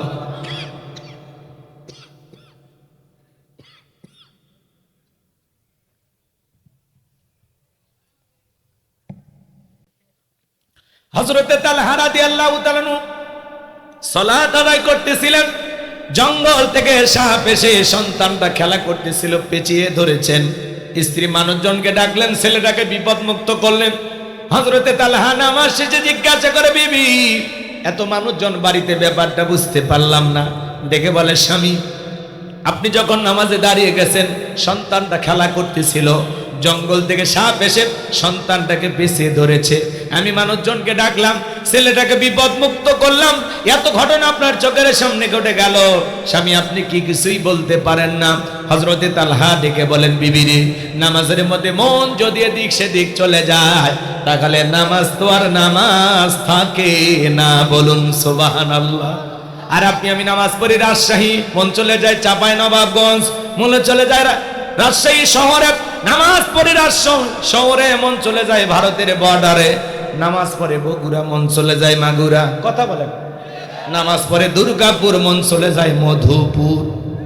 নামাজের মধ্যে দাঁড়ায় মাঝে মাঝে দুনিয়াবি এত কথা নামাজের মধ্যেই মনে হয়, নামাজ 2 রাকাত না 3 রাকাত মনে থাকে না। মাঝে মাঝে দুনিয়াবি এত কথা নামাজের মধ্যেই মনে হয়, সিজদা 2টা দিলাম না 1টা দিলাম, নামাজের ভিতরে ব্রেক করে চিন্তা করা লাগে, কথা বলেন। এদেশের কিছু কিছু মুসল্লি আছে যাদের নামাজের ভিতরে 8 সেকেন্ডও মন স্থির থাকে না। আমাদের মন বড় অস্থির, আমাদের পাগল মন খালি ছটফট করে, দুনিয়াবি নানান কথা নামাজের মধ্যেই মনে হয়, কথা বলে ঠিক না? এক চাচামি এত তাড়াহুড়ো করে ওযু করছে, এক ঠ্যাং না ধুয়ে মসজিদে ঢুকছে, টাইসালা মসজিদ পিছলে খায়া, চাচা একদিক লুঙ্গি একদিক, তাও বলে আল্লাহু আকবার। মানুষ বলে চাচা আগে লুঙ্গি ঠিক করেন, কয় না আগে জামাত ধরি, আছে না? তারা উড়ো করে নামাজ আদায় করে, বাপরে বাপ। জোহরের 4 রাকাত সুন্নত, ইমাম আর মুসল্লি একসাথে নিয়ত বেঁধেছে, ইমামের 2 রাকাত হওয়ার আগে মুসল্লি 4 রাকাত শেষ। হুজুর জিজ্ঞাসা করছে, চাচা আমি আমার 2 রাকাত হয় না, আপনার 4 রাকাত। বলে, হুজুর আপনাদের চর্চা কম, হুজুরেরই বলে চর্চা কম। এরকম নামাজে আছে না নাই? বাংলাদেশে সামনে আসবে রমজান মাস, এটা শাবান মাস চলতেছে না, এরপরই তো রমাদান, কথা বলেন। প্রত্যেকটা মসজিদে মনে হয় তারাবির প্রতিযোগিতা শুরু হয়, কোন মসজিদে কত তাড়াতাড়ি তড়িৎ গতিতে তাড়াহুড়া করে পড়া যায়, কথা কন। তাহলে আলহামদু আর দোয়াল্লিন বোঝা যায়, মাঝখানে কি পড়ছে, ভূমিকম্প হয়ে গেছে, ভূমিকম্প। 2 মসজিদের মুসল্লি দুর্গাপুর বাজারে এসে গল্প করে, দোস্ত তোমাদের প্রথম তারাবি কয় মিনিট? আমাদের হুজুর মোটামুটি আল্লাহওয়ালা তো ওই 50 মিনিটের মতো লাগছে। তখন বলি এত কম? আর আমাদের হুজুর বিদ্যুতের গতি ফেল, কে কয় 20 মিনিটে সব শেষ, আছে না নাই? সোনার মক্কা মদিনা আল্লাহ তার এই গোলামকে নিয়েছিল, সেখানে তারাবি পড়লাম, সময় লাগলো 1 ঘন্টা 45 মিনিট, আর আপনার 20 মিনিটে 20 রাকাত শেষ। নামাজ পড়ছেন না তামাশা করছেন? এই কথা কন, এরকম মুসলমান আছে না নাই? নামাজ পড়তে হবে ধীরস্থির ভাবে, দেখবেন কয় তারাবি মানে তাড়াতাড়ি, মারছি হারাত একটা বাড়ি, ধীরস্থির ভাবে পড়তে হবে, তাড়াহুড়ো না। রমজান মাস হলো কি ইবাদতের মাস, মুমিনদের জন্য ইবাদতের মৌসুমের মাস, ফসল কাটার মৌসুম থাকে, কথা বলে না কেন? তো ইবাদতের মৌসুমের মাস হলো রমাদান, যত বেশি ইবাদত করা যাবে তত বেশি লাভ, আর ওই মাসে খালি ফাঁকি দিয়ে ধান্দা। শর্টকট মুসল্লি প্রথম তারাবির মসজিদের জায়গা হয় না, রাস্তা পর্যন্ত ব্লক হয়ে গেছে নামাজি দিয়ে, দেখে ভালোই লাগে। কিন্তু এক সপ্তাহের ব্যবধানে রাস্তার কাতার খাইয়া গেছে, বারান্দার কাতার খাইয়া গেছে, এখন ভিতরেও খামসা মারতেছে। কাতার খাইতে খাইতে খাইতে খাইতে ওই যে আগে 2-3 কাতার মুসল্লি ছিল ওই জায়গায় চলে যায়। ঠিক লাইলাতুল কদরে আল্লাহর ওলিরা যে কোথা থেকে আসে, এই রাতে আবার মসজিদে জাগা হচ্ছে, ওই দিন আসে। কয়েকদিন ব্যস্ত ছিলাম তো আসলাম। এরা হলো হঠাৎ মুসল্লি, আছে না? তাও যারা মসজিদে আসে আমাদের কপাল। কথা বলেন ভাই, এরকম নামাজি হলে হবে না। নামাজ কয় নামাজ ধরবো, এগুলো হলো শয়তানি উজুহাত। নামাজ ধরবো, কাপড় ঠিক নাই, কালকে থেকে ধরবো, পরশুদিন পড়বো, এগুলো নানান উজুহাত। ভাই চলেন না মসজিদে, কই শরীর ঠিক নাই। এটা মহিলারা বলবে, তুমি পুরুষ হয়ে কেমনে বলো যে আমার শরীর ঠিক নাই? কবে মহিলাদের রোগটা তোমাদের ভিতরে পার হলো? তখন বলে হুজুর এই রোগ সেই রোগ না, পেশাব করে পানি নেই। একটা মুসলমান যদি বলে আমি পেশাব করে পানি নেই, এর সাথে দুঃখ আর আছে? কুকুরও পেশাব করে পানি নেয় না, ও দুপাও মুসলমানও পানি নেয় না, তাহলে কুকুরের স্বভাবটা পাইছে না? আল্লাহ যেন একটু হেদায়েত দান করে, একটু ভালো হয়ে যান। আল্লাহ আমাদেরকে পরিবর্তন হওয়ার তৌফিক দান করে। শুধু মাহফিলগুলোতে আসবো আর বক্তাকে দেখবো, ভাইরাল বক্তা, 2-1টা আলোচনা শুনি, 5 মিনিট দেখে চেহারা, না না না, ওই ধান্দায় আসেন নিজেকে পরিবর্তন করার জন্য, কিছু নেওয়ার জন্য। আমি যে মেসেজগুলো আপনাদেরকে দেই একটু রিসিভ করেন, এটা ঘর পর্যন্ত নিয়ে যান, একটু আমলের চিন্তা ভাবনা করেন। 2 রাকাত নামাজ লাগুক 5 মিনিট, সমস্যা আছে? 4 রাকাত লাগুক 10 মিনিট, সমস্যা আছে? সালাতের ব্যাপারে আমরা সময় দিই ইনশাআল্লাহ, মনোযোগ সহকারে সালাত আদায় করব। আল্লাহ তৌফিক দান করুন। ছেলে বলুন আমিন। আমার ভাইয়েরা, রাত 10টায় যদি একজন ফাঁসির আসামিকে বলা হয় রাত 12টায় তোমার ফাঁসি, লোকটা অবশ্যই জীবনের শেষ 2 রাকাত নফল নামাজ আদায় করবেন মনের মতো করে। ফাঁসির আসামি যেমন জীবনের শেষ মনে করে 2 রাকাত নফল নামাজ আদায় করে, প্রত্যেকটা ওয়াক্তে সালাত আদায় করবেন আর মনে মনে ভাববেন এই নামাজ আমার জীবনের শেষ নামাজ, তাহলে নামাজটা সুন্দর হবে। আল্লাহ যেন সেই ভয় নিয়ে আমাদেরকে সালাতগুলো আদায় করা তৌফিক দান করেন। ছেলে বলুন আমিন। আল্লাযীনা হুম ফি সালাতিহিম খাশিউন, যারা নিজেদের সালাত বিনয়ের সহিত, নম্রতার সহিত, আল্লাহর ভয় নিয়ে। একটা রাষ্ট্রপতি প্রধানমন্ত্রী তার সামনে দাঁড়ালে কি করবেন? দাড়ি চুলকাবেন? কি করবেন? নম্রতা ভদ্রতা নিয়ে দাঁড়াবেন। একটা রাষ্ট্রপতি প্রধানমন্ত্রী তার সামনে যতটুকু নম্র ভদ্র হয়ে বিনয়ী হয়ে দাঁড়াবেন, তার চাইতে কোটি কোটি গুণ বেশি নম্রতা এবং ভদ্রতা নিয়ে সালাতে দাঁড়াইতে হবে। কথা বলে ঠিক কিনা? আপনি নামাজ পড়তে পড়তে দাড়ি চুলকান, লুঙ্গি ঠিক করেন, আপনার লুঙ্গি এত খোলে রশি লাগাবেন। আপনি নামাজ পড়তে পড়তে টুপি ঠিক করেন, এদিক ওদিক তাকান, আপনার মনোযোগই নাই নামাজে। কথা কন,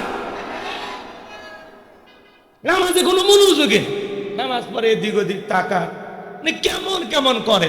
এমনও মুসল্লি তো দেখছি ফোন রিসিভ করে বলে হ্যালো আমি নামাজে আছি।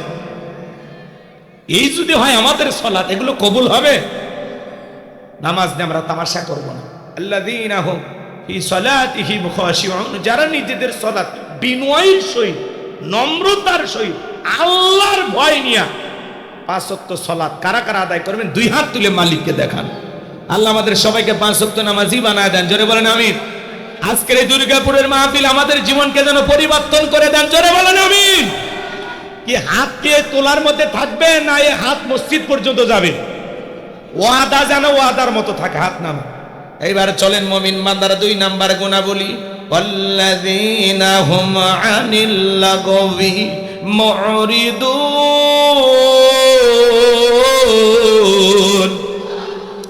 মুমিন বান্দারা 2 নাম্বার গুণাবলী, অনার্থক কথাবার্তা বলা যাবে না, অপ্রয়োজনীয় কথা বলা যাবে না, আজে বাজে কথা বলা যাবে না। এক জায়গায় বসে চায়ের কাপে ঝড় তোলে, অমুক খারাপ তমুক খারাপ, এ ভালো না সে ভালো না, মনে হয় গীবত কমিটির সভাপতি সেক্রেটারি বসে গেছে, আছে না নাই? আপনি জবান দিয়ে যা খুশি তাই বলবেন না বাজান, আপনার জবানের প্রত্যেকটা কথার হিসাব দিতে হবে কার কাছে?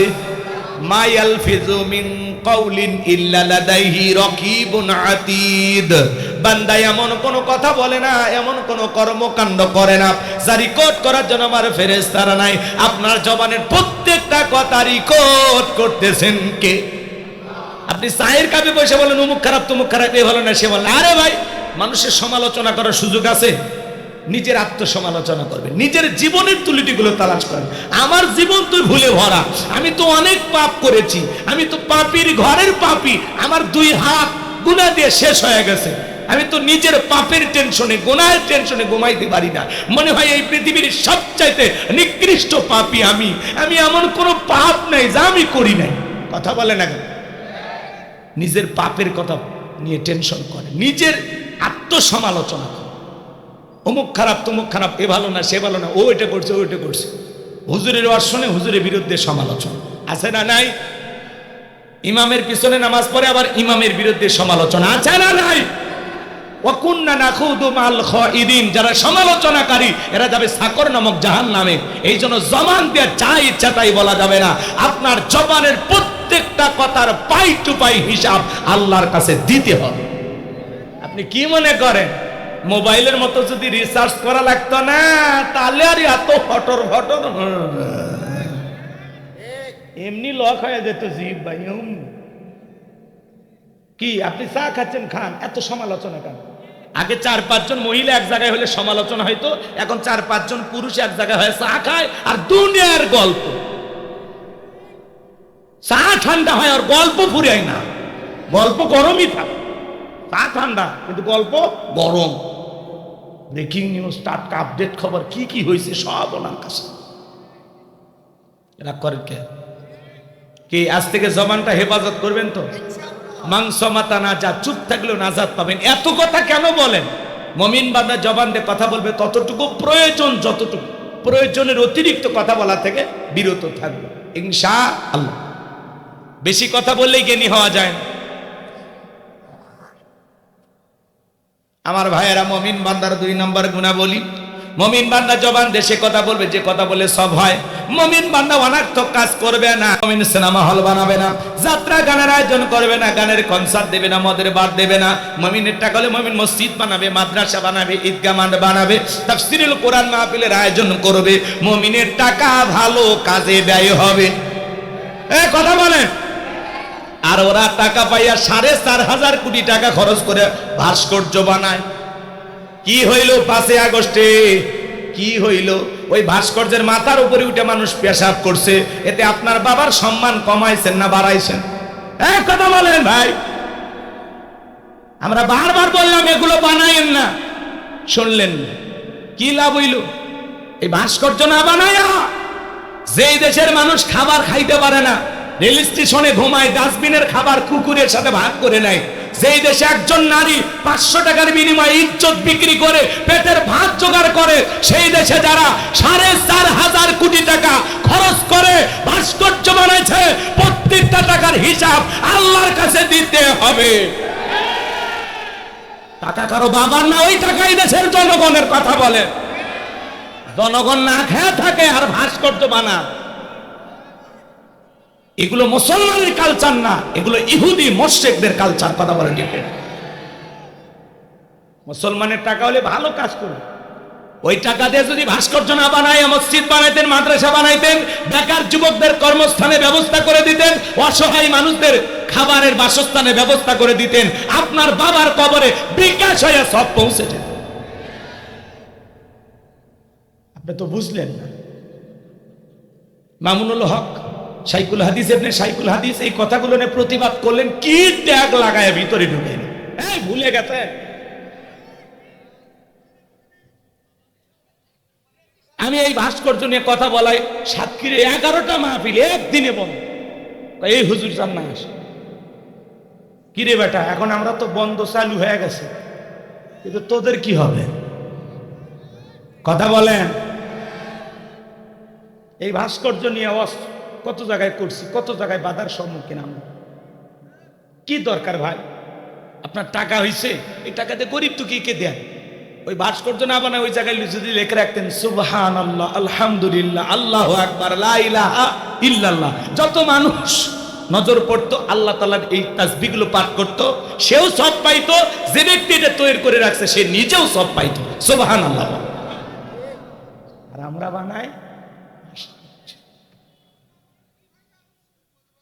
ওই বাবা, ও আবার কয় ওগুলো না বানালে কি ভাঙ্গে? আরে ভাঙ্গা ভাঙ্গির জন্য আমরা আসি? আমরা তো ভালো চাই, সুন্দর পরিবেশ চাই, কথা বলেন। আমরা ভাঙ্গার পক্ষে না, আমরা গড়ার পক্ষে। কিন্তু ওগুলো কেন ভাঙ্গিছে আপনারা তো বোঝেন। আমাদেরকে চাপায়া দিছে, উনি নাকি জাতির পিতা। আমাদের জাতির পিতার নাম কি? ইব্রাহিম আলাইহিস সালাম, সবাই জানে, আর উনি শুধু জানে না। জোর করে কোনো কিছু চাপায়া দিলে ওটা বেশি দিন থাকে না। কারো বউ যদি বলে আমি ভাত খাবো না, ওই বউরে বুঝায় বুঝায় যতদিন সংসার করবেন ঝামেলা তত বাড়বে। ও ভাত খাবার চায় না, জোর করে খেলেন না, যা কোন দিকে যাবি যা, কথা কন। যে কোনো জিনিস জোর করলেই ঝামেলা। এই জন্য কারো উপরে জোর করে কোনো কিছু চাপাইয়া দিয়া কাউরে জোর করে জাতির বিদে বানাইলেই এই দেশের মানুষ মেনে নেবে না। 16 বছর কথা বলেনি, এখন এসে প্রত্যেকটা মানুষের মুখে শুনে যান কি বলে। হ্যাঁ, কি বলে একটু শুনে যান, কথা কন, কথা কন। রাগ করেন নাকি আপনারা? সম্মানিত ভাইয়েরা আমার, তাহলে মুমিনের টাকা হলে মুমিন ভালো কাজ চালু করবে, ভালো কাজ চালু করবে। মুমিন বান্দার 2 নাম্বার গুণাবলী, অনার্থক জিনিস শ্রবণ করা যাবে না। যুবক রে, এই কান দিয়ে আজে বাজে গান শোনা যাবে না।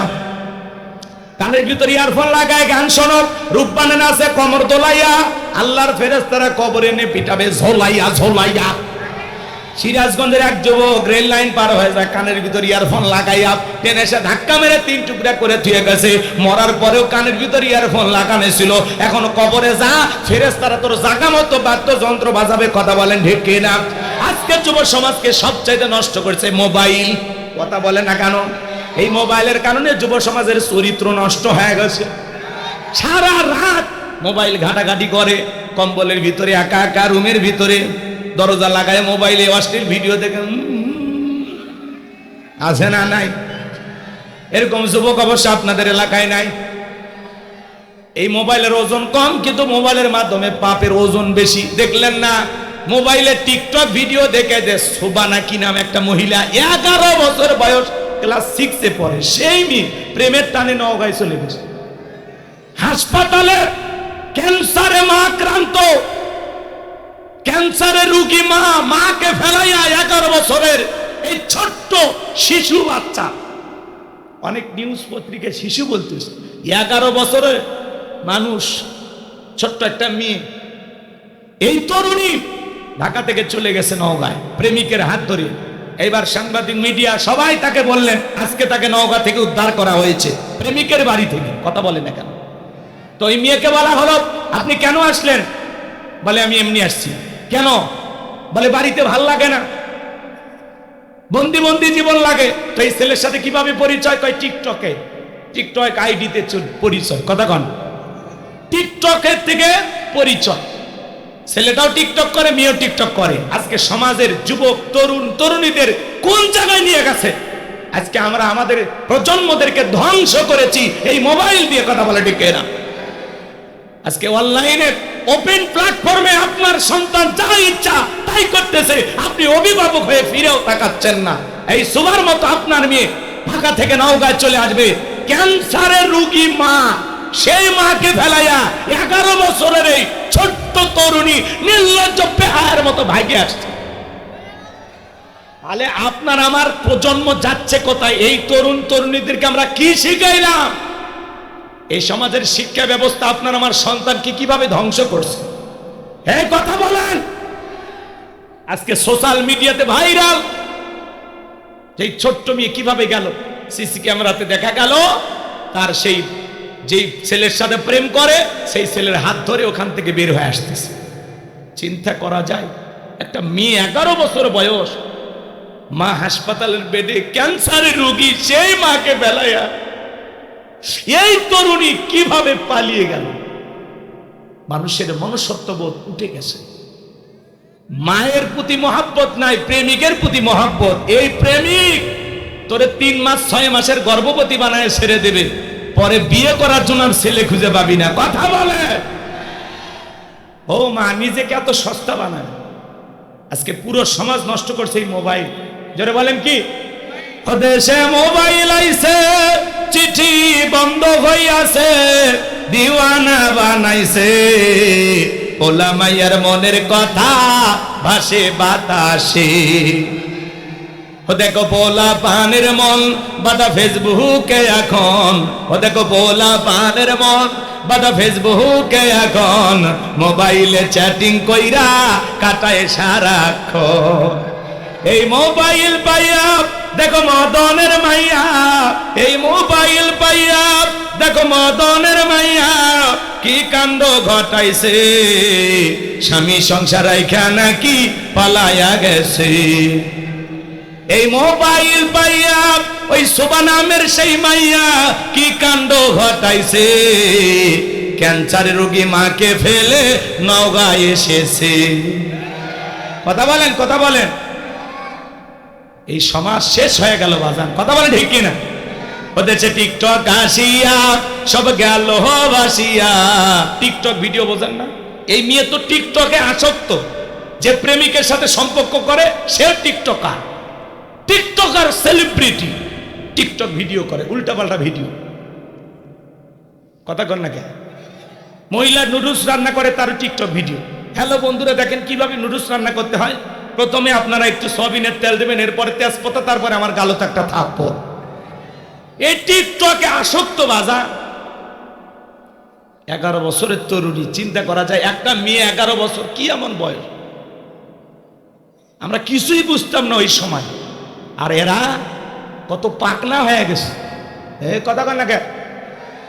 দেশে টিকটক আসিয়া সব গেল ভাসিয়া, সিদ্দিক সোরা নায়ক কইছে আইডি খুলিয়া, হিরো আলম নায়ক কইছে আইডি খুলিয়া। এই মোবাইলে হাই কি জাদু আছে ভাই, পোলা পান বুঝাছে, পড়ালেখা তুইলা রাখছে সপ্তম আকাশে। পড়াশোনার ভাল লাগে না। ওই যে মেয়েটাকে জিজ্ঞাসা করা হলো, মা তুমি কেন আসছো নওগাঁয়? এই ছেলের নাম আব্দুল মুমিন, নামটা চমৎকার, আব্দুল মুমিন, কিন্তু শয়তানের মতো কাজ করছে। এই কথা বলে এইভাবে মেয়েরে ভাগায় নিয়ে আসে, আর ওই মেয়েটাও পালিয়ে গেল। তার মানে কি? শয়তান দুইটারে ধরছে। কথা বলেন, কথা বলেন। আজকে টিকটকে আসক্ত, এই মোবাইল সমাজকে নষ্ট করে দিল। এই জন্য প্রত্যেকটা অভিভাবকের উচিত, সন্তান আপনার কি করে, ছেলে মেয়ে আপনার কি করে, কই যায়, কার সাথে ওঠাবাচা করে, স্কুল থেকে মাদ্রাসা থেকে ফেরার সময় কয়টায়, আর ফিরলো কয়টায়, কোচিং থেকে কয়টায় বাড়িতে আসার কথা, প্রত্যেকটা অভিভাবকের উচিত সন্তানকে 24 ঘন্টা খোঁজ খবরে রাখা, চোখে চোখে রাখা। তাছাড়া এরকম পালিয়ে যায়, মান সম্মান রাখবে না, আপনাকে ধ্বংস করে দেবে। এ চাচা কথা ঠিক আছে বাজান? এ যুবক, পরিবর্তন হওয়া দরকার আছে না নাই? আল্লাহ যেন আমাদের যুব সমাজকে হেদায়েত দান করেন। কোন কোন যুবক আছে হাত তুলে ওয়াদা দাও জীবনে কোনোদিন প্রেম করে বিয়ে করবে না? হাত তোলো দেখি। আল্লাহ যেন যুবকদের হেদায়েত দান করেন। জোরে বলেন আমিন। বিয়ের আগে অবৈধ প্রেম ভালোবাসা করা জায়েজ না হারাম? আল্লাহ যেন যুব সমাজকে হেদায়েত দান করেন। জোরে বলেন আমিন। সম্মানিত ভাইয়েরা আমার, আমি যে কথা বলতে চাচ্ছিলাম বাজান, তাহলে মুমিন বান্দার 2 নাম্বার গুণাবলী, অনর্থক জিনিস শ্রবণ করা যাবে না। এই কান দিয়ে হক্কানি ওলামায়ে কেরামদের বয়ান শুনতে হবে, ইসলামের সঙ্গীত শুনতে হবে, কোরআন তিলাওয়াত শ্রবণ করতে হবে, ভালো ভালো কথা শ্রবণ করতে হবে। এক কথায় বুঝে নেন, এদিক খেয়াল করেন, জবান দিয়ে সে কথা বলবো যে কথা বলে সব হয়, সমাজে সেই কাজ চালু করব যেই কাজ চালু করলে সব হয়, কান দিয়ে সেই জিনিসগুলো শ্রবণ করব যেইটা শুনলে সব হয়। এক কথায় সব আছে যেখানে আমরা আছি সেখানে, সব আছে যেখানে, আর গুনাহ আছে যেখানে। আল্লাহ পাক আমাদের সবাইকে সকল গুনাহ থেকে বেঁচে থাকার তৌফিক দান করুন। জোরে বলুন আমিন। এইবার মুমিন বান্দার 3 নাম্বার গুণাবলী, ওয়াল্লাযীনা হুম লিয-যাকাতি ফাঈলুন।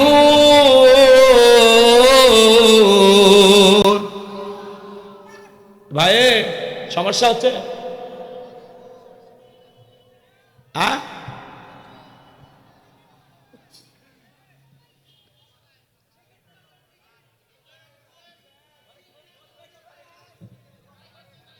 ওই সিটে উড়ে যাচ্ছে।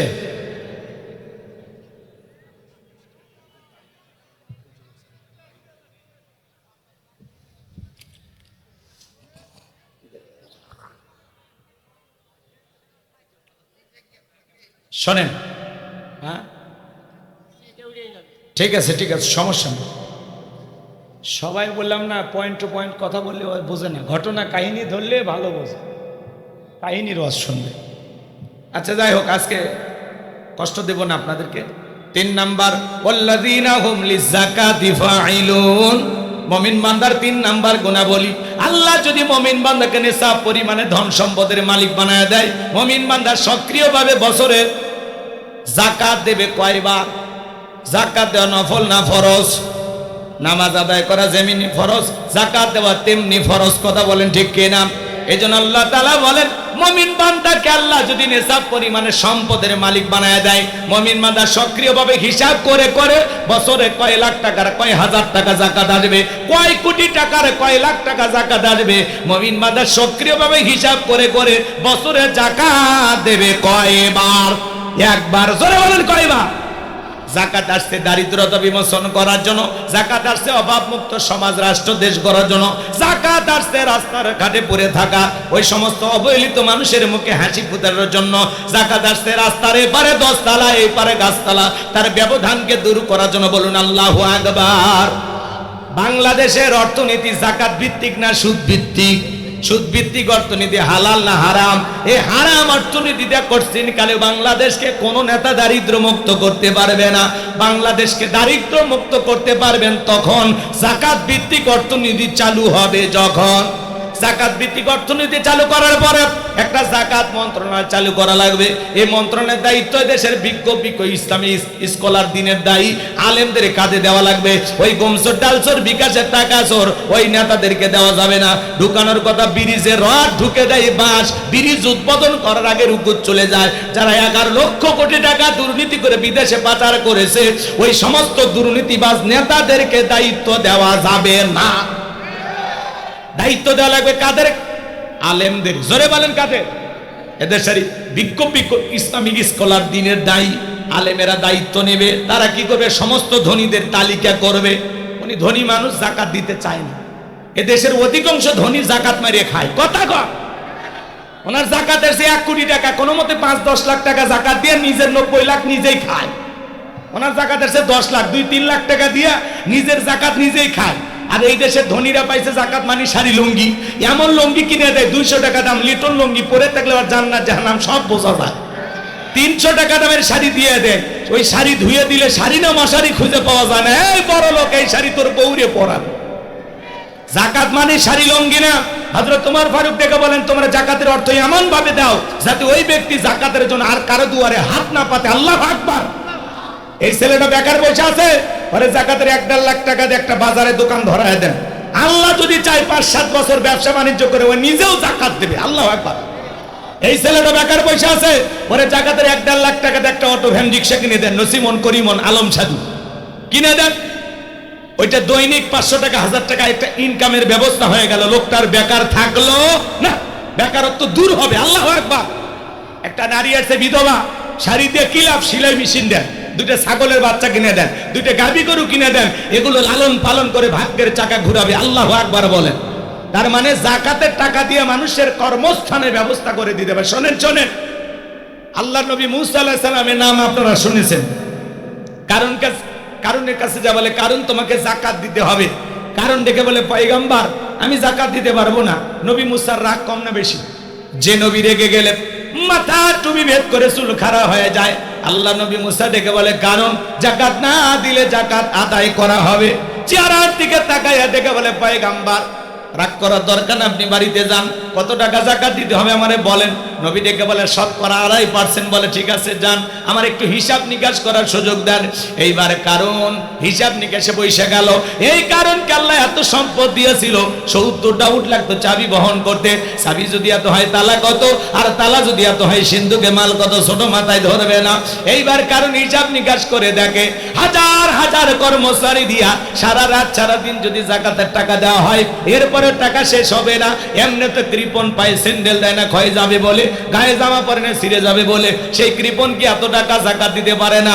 সে তখন কি করলো জানেন? একটা গভীর ষড়যন্ত্র করলো। এলাকা একটা 2 নাম্বার মহিলা ছিল, নাম হলো সবদা। সবদার কাছে যে বলে, সবদারে তোরে 2 বস্তা টাকা দেব, বিনিময়ে আমার একটা কাজ করে দিতে হবে। অ্যাডভান্স হিসেবে আজকে 1 বস্তা টাকা দিয়ে দিলাম, কালকে সাক্ষী দেওয়ার পর আর 1 বস্তা টাকা দেব।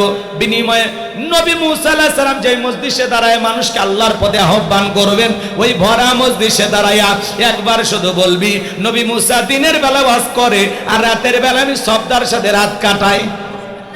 এটা জোরে কর নাউজুবিল্লাহ। এই ঘটনা কিন্তু গত বছর বলা হয়। নবী মুসার জীবনে অনেক আলোচনা, কয়টা বললেন? এই কথা আমি গতবারে বলছি, বলি নাই? এদিকে মনোযোগ দিয়ে শোনেন বাজান।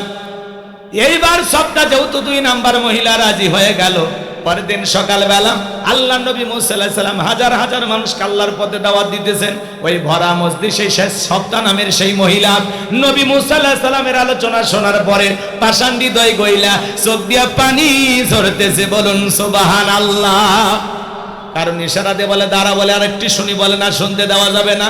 2 জন লোক পাঠায় দিল, ওরা 2 জন এসে জোর করে ভরা মজলিসে সবদাকে জোর করে দাঁড়া করায় দিল। যখন কারণ একবারে দাঁড়ায় বলে, মুসা রে ওয়াজ বন্ধ কর, তাকায় দেখ 2 নাম্বার মহিলা দাঁড়াইছে। মহিলাটা 2 নাম্বার না 1 নাম্বার মুসা নবী কি জানে? রতনে রতন শ্রেণী। ডাইরেক্ট বলে, হুজুর আপনার ওয়াজ বন্ধ করেন। আজও দেখবেন আলেম ওলামা যখন হক কথা বলে, সুদের কথা বলে, ঘুষের কথা বলে, জিহাদের কথা বলে, একামতে দিনের কথা বলে, আল্লাহর আইনের কথা বলে, তাদেরকে ডাইরেক্ট বাধা দিয়ে বলা হয়, হুজুর আপনার ওয়াজ লাইন সারা। হুজুরের ওয়াজ লাইন সারা না, হুজুরের ওয়াজে বাধা দেবে যারা, এরা হলো লাইন সারা। আলেমদেরকে হক কথা বলতে বাধা দেবে যারা, এ যুগের আবু জেহেল তারা। কোরআনের হক কথা বলতে দেয় না, মসজিদের মেম্বারে দাঁড়িয়ে সুদের ওয়াজ করা যায় না। সুদখোর সভাপতি, হুজুর আমি এই ব্যবসার সাথে জড়িত, আছে না নাই? হক কথা বললে অনেকের গায়ে জ্বালা পড়া হয়। আমাদের আফসোস লাগে ওই জায়গায়, বাংলাদেশে বাণিজ্য মেলার নামে রাত 12টার পরে নর্তকীর গায়ে একটা সুতার কাপড় থাকে না, ওখানে 144 জারি করা হয় না। যারা বাংলাদেশে তাফসীরুল কোরআন মাহফিল, ওয়াজ মাহফিল 144 জারি করে, ওলামায়ে কেরামদের কথা বলতে বন্ধ করে, আমার বিশ্বাস ওদের জন্ম মুসলমানের ঘরে হতে পারে না, পারে না, পারে না। কথা বলে ঠিক না? আল্লাহ বলেন, ওয়াকালাল্লাযীনা কাফারু লা তাসমাউ লিহাদাল কুরআন ওয়ালগাউ ফিহি লাআল্লাকুম তাগলিবুন। কাফেরদের স্লোগান হলো কোরআন শ্রবণ করো না। যেখানে নবী মুহাম্মদ কোরআনের আলোচনা করেন সেখানে হট্টগোল সৃষ্টি করো, তালি বাজাও, সিজদা, ঢোলক পিটাও, নাচানাচি করো, যেভাবেই হোক কোরআনের কথাগুলো বন্ধ করে দাও। যদি বন্ধ করতে পারো, আমরা কাফেররা বিজয় লাভ করব। বলেন তো বাজান, আবু জেহেল বন্ধ করার ষড়যন্ত্র করে কি বন্ধ করতে পেরেছিল? আবু জেহেল যেমন পারে নাই, আজও পৃথিবীর ভূখণ্ডে যারা মুসলমানদের কোরআন সুন্নাহর কথাগুলো বন্ধ করতে চাই, ওলামায়ে কেরামদের জবান চেপে ধরতে চাই, মনে রাখবেন আবু জেহেল পারে নাই, আপনারাও পারবেন না। আলেমদের কণ্ঠ চেপে ধরতে চাইলে ওই হাতকে আল্লাহ ধ্বংস করে দেবে।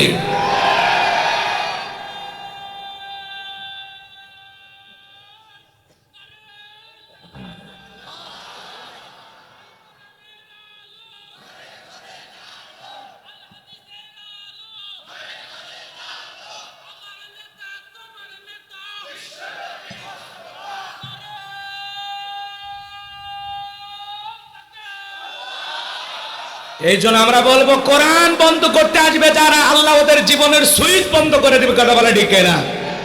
কারণ এই কোরআনের সুইচ কার হাতে? কোরআন বন্ধ করার ষড়যন্ত্র করবেন। অনেক কথা বলার আছে, ওই দিকে যাবো না আমার ভাইয়েরা। এইবার কারণ ডেকে বলে, সবদা তুমি দাঁড়িয়েছো বলার জন্য তুমি বলো, তোমার সাথে আমি আছি। সবদা এবার ডেকে বলে, কারণ লাফালাফি করা লাগবে না, তুমি বৈশা পড়ো, আমি যেহেতু দাঁড়িয়েছি বলার জন্য আমাকেই বলতে দাও। এইবার সবদা ডেকে বলে, জনগণ শোনো দিয়া মন, আমি জীবনে কোনোদিন মুসা নবীকে দেখি নাই। আজকে মুসা নবীর আলোচনা শোনার পরে আমার পাষাণ হৃদয় গলে গেছে। আমি সিদ্ধান্ত নিয়েছি আর খারাপ কাজ করব না, অশ্লীল কাজ করব না। আমি তওবা করে ঈমান গ্রহণ করব। আলেমদের ওয়াজ শুনে বেনামাজি নামাজি হয়ে যায়, সুদখোর ঘুষখোর ভালো হয়ে যায়, বেপরদায় চলা মা বোনেরা পর্দা করে, দাড়ি কাটা যুবকরা দাড়ি রাখে। আলেমদের ওয়াজ শুনে হাজার হাজার মানুষকে পরিবর্তন করে দেন তিনি কে? এদেশে মসজিদের মেম্বারের ওয়াজ নসিহত বয়ান আর এই তাফসীর মাহফিল যদি না থাকতো এদেশের মানুষ লন্ডন আমেরিকার মতো হাফ প্যান্ট পরে ঘুরতো। যতটুকু ভালো আছে এই ওয়াজ নসিহতের কারণে। কথা বলেন। এই যে হাজার হাজার যুবক পরিবর্তন হয় ওয়াজ শুনে। কি মনে করেন আজকের মাহফিল থেকে যদি আমরা বলি 5 জন 10 জন যুবক হাত তোলো, জীবনে কোনোদিন দাড়ি কাটবা না, এরকম 2-4 জন নাই বাজান? কি কোন কোন যুবক শপথ গ্রহণ করে আজকের মাহফিল থেকে, হুজুর কথা দিলাম জীবনে কোনোদিন দাড়িতে বেলেট লাগাবো না ইনশাআল্লাহ। আলহামদুলিল্লাহ। এই যে 15-20 জন 30 জনেরও বেশি যুবক, আল্লাহু আকবার, পরিবর্তন হয়ে গেছে। আল্লাহ কবুল করেন, জোরে বলেন আমি। এইবার সবটা ডেকে বলতেছে কারণ কেন লাফালাফি করে আপনারা জানেন। এইবার গোপন তত্ত্বে ফাঁস করে দিয়ে বলতেছে এই কারণ গতকাল রাত্রিতে আমার বাড়িতে গিয়েছিল, আমার 2 বস্তা টাকা দেবে বলে ওয়াদা করেছে, অ্যাডভান্স হিসেবে গতকালকে 1 বস্তা টাকাও দিয়েছে, আজকে সাক্ষী দেওয়ার পরে আর 1 বস্তা টাকা দেবে, বিনিময়ে আমাকে এই কথা বলতে হবে। নবী মুসা দিনের বেলা ওয়াজ করে আর রাতের বেলা আমি সফদার সাথে রাত কাটায়। আপনাদেরকে সাক্ষী রেখে বলতেছি নবী মুসার চরিত্র ফুলের চাইতেও পবিত্র। ওই কারণ হলো আমি সফদার নিয়মিত ভক্ত। বলুন আল্লাহু আকবার। ওয়া মাকারু ওয়া মাকারাল্লাহ ওয়াল্লাহু খায়রুল মাকিরিন। খেলা কার? আল্লামা সাঈদী হুজুরের বিরুদ্ধে মিথ্যা সাক্ষী দিয়েছিল তিনি নাকি 300 নারীকে ধর্ষণ করছে। একটু জোরে কর নাউজুবিল্লাহ। একজন মহিলাকে নিয়ে আসা হলো, জিজ্ঞাসা করা হলো মা এই হুজুর? বলে হ্যাঁ। তোমার জন্ম কত সালে? কয় 75 সালে। জন্ম 75 সালে, ধর্ষণ হয়েছে 71 সালে। স্বপ্নেও সম্ভব? কত বড় ডাহা মিথ্যা কথা বলে এই দেশের শ্রেষ্ঠ মুফাসসির আল্লামা সাঈদী হুজুরকে ওরা ফাঁসিয়েছিল। হ্যাঁ কথা বলে। আল্লামা সাঈদী হুজুরের মৃত্যুর 1 বছর পার হয়নি। আল্লামা সাঈদী হুজুর বিদায় নিয়েছেন, তার 1 বছরের মাথায় ওরা ক্ষমতার থেকে বিদায় হয়েছে। এটা আল্লাহর খেলা। উনি নিজের মুখে বলেছিলেন 12 কোটিতে গাছের গোড়া নাড়া দিবে মামু বাড়ি দিল্লি গিয়ে পড়বা। লন্ডন আমেরিকার কথা বলেনি, দিল্লির কথা বলেছে। আর আল্লামা সাঈদী হুজুরের কথা 100% মিলে গেছে। বলে সময় এমন আসবে ইন্দুরের গর্ত পাবানা পালানোর জন্য আজকে সব পালিয়ে বেড়াচ্ছে। প্রধানমন্ত্রী থেকে শুরু করে এমপি মন্ত্রী, আমলা কামলা, নায়ক গায়ক, বাপরে বাপ, ইউনিয়ন পর্যায়ে নেতা কর্মী পর্যন্ত পালিয়ে বেড়াচ্ছে। মসজিদের হুজুরও পালিয়ে গেছে। কি মনে করেন এটা কার খেলা? রাগ করেন না, আমার তাতে কি সমস্যা? যারা চলে যাচ্ছেন 2-1 জন পারলে গাড়িতে যে আমার একটা বই আছে নিয়ে যান। বইটার নাম শেষ বিদায়। একজন মৃত মানুষকে নবীজির তরিকায় কিভাবে বিদায় করতে হবে। মৃত ব্যক্তিকে চুমা খাওয়া জায়েজ না হারাম? স্বামী স্ত্রী মারা গেলে একে অপরকে গোসল করায় দিতে পারবে কিনা? মৃত স্বামী স্ত্রীকে চুমা খাওয়া যাবে কিনা? আত্মহত্যা করে মারা গেলে তারা জানাজায় যাওয়া যাবে কিনা? মৃত্যু সম্পর্কে অনেক প্রশ্ন, অজানা উত্তর বইটার ভিতরে পাবেন। জান্নাত জাহান্নাম সম্পর্কে, কবরের সলজব সহ, বিশেষ কিছু দোয়া সহ, 2টা গজল সহ 76 পৃষ্ঠার বইটা যদি পারেন 50 টাকা হাদিয়া দিয়ে নিয়ে যাবেন। বইটার নামই হলো শেষ বিদায়। নবীজির তরিকায় কিভাবে আপনাকে আমাকে শেষ বিদায় দিতে হবে, যদি পারেন নিয়ে যাবেন ইনশাআল্লাহ। মা বোনেরা সংগ্রহ করতে পারেন। যুবকেরা তো এগুলো কেনে না, ওরা কেনে উপন্যাস। প্রেম কেন কাদায়, যৌবনের মৌবনে অভিশাপ্ত রাত, মিলন হবে কতদিনে, তোর মরণের পরে। এগুলো আজে বাজে উপন্যাস কিনলে চরিত্র ধ্বংস হয়ে যাবে। কারণ ঠিক কিনা? আল্লাহ যুবকদের হেদায়েত দান করুন। যারা বলুন আমি। রাস্তায় গাড়ি থাকবে, আপনারা যদি পারেন নিয়ে যাবেন যারা যাচ্ছেন, আর যারা থাকবেন ধৈর্য নিয়ে থাকেন। সামনের দিকে যাই বাজান গো আমার। এইবার নবী মুসা রাগান্বিত হয়ে গেল, আল্লাহকে ডেকে বলে আল্লাহ চাইতে গেছিলাম যাকাত, আর আমার বিরুদ্ধে এত বড় মিথ্যা অপবাদ মানা তো যায় না গো আল্লাহ। আপনি জমিনকে অর্ডার দেন যে সম্পদের পরাই কারণ করেছিল ওই সম্পদ সহ যেন জমিন কারণকে গ্রাস করে ফেলে। আল্লাহ দোয়া মঞ্জুর করলেন। কারণে ধন সম্পদ সহ যখন হাঁটু পর্যন্ত জমিনের ভিতরে চলে গেছে, ও বলে ব্যাপার না, দেহ শক্তি আছে, উঠতে পারবো। কমর পর্যন্ত যখন চলে গেছে, মাজা পর্যন্ত, বলে ব্যাপার না, উঠতে পারবো। গলা পর্যন্ত যখন চলে গেছে, ডেকে বলে ও নবী মুসা ধন সম্পদ যা আছে সব তোমার আর তোমার আল্লাহর, তুমি নিয়ে যাও, জানটা একটু ভিক্ষা দাও। নবী মুসা আলাইহিস সালাম ডেকে বলেন, আল্লাহুস সামাদ, আমার আল্লাহ অমুখাপেক্ষী, আমার আল্লাহ কারো কাছ থেকে কিছু নাই না। কারণ রে তোর ধন সম্পদ সহ জমিনের ভিতরে চলে যা, আর পৃথিবীর ইতিহাসে সাক্ষী থাক, তোর মতো যারা সম্পদ জমা রাখবে আল্লাহ রাস্তায় খরচ করবে না, কঠিন কিয়ামতের ময়দানে তুই কারুনের কাতারে আল্লাহ তাদেরও বিচার করবে। সূরা তাওবার মধ্যে আল্লাহ পাক জানিয়ে দিয়েছেন, যারা স্বর্ণ রূপা টাকা পয়সা জমা রাখে, আল্লাহ রাস্তায় খরচ করতে চায় না, আল্লাহ বলেন তাদের জন্য রয়েছে আযাবের সুসংবাদ। যাকাত দিলে আপনি বাঁচবেন, যাকাত না দিলে, অর্থ জমা রাখলে এই সম্পদ অর্থ আপনারা জাহান্নামের শাস্তির কারণ হবে, বিষাক্ত সাপ হয়ে আপনাকে সবল মারবে। এজন্য বাজান, যাকাত হলো একটা আর্থিক ইবাদত। যাকাত দাতা হিসেবে আল্লাহ আপনাকে কবুল করেছেন, এটা আনন্দের বিষয়, শুকরিয়ার বিষয়। আলহামদুলিল্লাহ, আল্লাহ যে আমাকে একটু যাকাত দেওয়া তো দাতা হিসেবে কবুল করছে, আলহামদুলিল্লাহ। আমি যে একটু যাকাত দিতে পারি বছরে, এটা কিসের বিষয়? আনন্দের বিষয়, শুকরিয়ার বিষয়। কথা বলেন, আল্লাহ হাত এই জায়গায় রাখছে, চাইলে এই জায়গায় রাখতে পারতো না? মনে রাখবেন, ধনী যদি যাকাত দেয় সম্পদ কমে না বাড়ে। যত যাকাত দিবেন তত সম্পদ বৃদ্ধি হবে। কৃপণতা করে কোনো লাভ নেই। আপনি ধনী, যাকাত 1 লাখ টাকা গরিবকে দিলেন, দিয়ে কি দয়া বা করুণা করছেন? না। গরিবের যাকাত খাওয়া ফরজ নয়। গরিব যাকাত না খেয়ে মারা যেতে পারে, এটা গরিবের ব্যাপার। আমি ধনী, আমি যাকাত দিতে বাধ্য, কারণ এটা আমার কাছে কি ফরজ দায়িত্ব। আমাকে গরিব খুঁজে যাকাত দিতে হবে। গরিব আমার বাড়িতে লাইন দেবে না, ধনী বড় লোকের বাড়িতে লাইন দেবে। কথা বলে, এই যে ধনী, এরা গরিব খুঁজে খুঁজে লাইন দেবে যে বাবা এদিকে আসো, এই যে যাকাতের 1 লাখ টাকা দিলাম, এটাতে কিছু একটা কইরো। কারো কাছে আর ভিক্ষে টিক্ষে কইরো না, চাইও না। কথা বলে, মানুষের কর্মস্থানে ব্যবস্থা করে দেন। আমি ধনী যাকাত দিয়ে দয়া বা করুণা করি নাই, গরিব আমার যাকাতের টাকা গ্রহণ করে আমাকে ফরজ ইবাদত পালনের সুযোগ তৈরি করে দিয়ে গরিব বড় লোক দয়া করছে। আল্লাহু আকবার বলেন। তাহলে আমরা আজ থেকে যাকাত দেবো তো ইনশাআল্লাহ। আল্লাহ যেন যাকাত দেওয়ার অর্থ আমাদের সবাইকে দান করেন। একটু জোরে বলেন না আমি। এই যে তাফসীর কমিটি আছে, আপনাদের এলাকায় মসজিদ কমিটি আছে না? ধনী কয়জন আছে এই গ্রামে? প্রত্যেক রমজানে তালিকা করবে। 50-60 জন ধনীর কাছ থেকে যাকাত, মনে করেন 50 লাখ টাকা হয়েছে। এই 50 লাখ টাকা এই গ্রামে 30 জন গরিব, একেবারে হত দরিদ্র, সম্বলহীন, এদেরকে দিয়ে দেন। পরের বছরে আরো 30 জন, পরের বছর আরো 30 জন, এরকম করতে করতে দেখা গেল 5 বছর পরে এই গ্রামে আর একজনও গরিব খুঁজে পাবে। আল্লাহু আকবার কর। কিন্তু আমরা এইভাবে দেই না, আমরা 200-500 টাকা করে দিই, আর একের পুরো গ্রাম পৌঁছে দিচ্ছি দিয়ে করে ভাইরে ফেলে দিচ্ছি। 500 টাকা দিয়ে লাভ আছে? একজনাকে 50,000 দেন, 1 লাখ দেন, বেশি করে দেন, দেওয়ার মতো দেন। কথা ক্লিয়ার না ভেজাল? আল্লাহ যেন আমাদের বুঝ দান করেন। জোরে বলেন আমিন। মুমিন বান্দার 4 নম্বরে গুণাবলী। যুবক রেডি? জুলেখার মনের অবস্থাকে আমি বুঝতে পেরেছি। আমার নিজের ইজ্জতকে বাঁচানোর জন্য সামনের দিকে দৌড় মারার দায়িত্ব আমার, আর আপনার কুদরত থেকে তালা খুলে দেওয়ার দায়িত্ব আপনার। আল্লাহর পয়গাম্বার বিপদে পড়ে স্মরণ করলেন কারে? ফাযকুরুনি আযকুরুকুম ওয়াশকুরুলি ওয়ালা তাকফুরুন। তোমরা আমারে স্মরণ করো, আমি আল্লাহ তোমাদেরকে স্মরণ করব। আল্লাহ নবী ইউসুফ আলাইহিস সালাম আল্লাহর উপরে তাওয়াক্কুল করে নিজের ইজ্জতকে বাঁচানোর জন্য সামনের দিকে যখন দৌড় মারলেন, আল্লাহর কুদরত থেকে প্রত্যেকটা দরজার তালা খুলে গেছে। বলুন সুবহানাল্লাহ। এইবার জুলেখা শেষ দরজায় যে পেছন থেকে মারছে থাবায়, ইউসুফ নবীর জামা ছিঁড়ে গেছে। ইউসুফ নবী বলে, জামা ছিঁড়ে যায়, যায়, ইজ্জত দেওয়া যাবে না। কথা আছে, যেখানে বাঘের ভয় সেখানে রাত হয়। শেষ দরজায় জুলেখার স্বামী আজিজ মিসর দাঁড়ায় আছে। স্বামীকে দেখা মাত্র জুলেখা নেকা কান্নার অভিনয় শুরু করে দিল।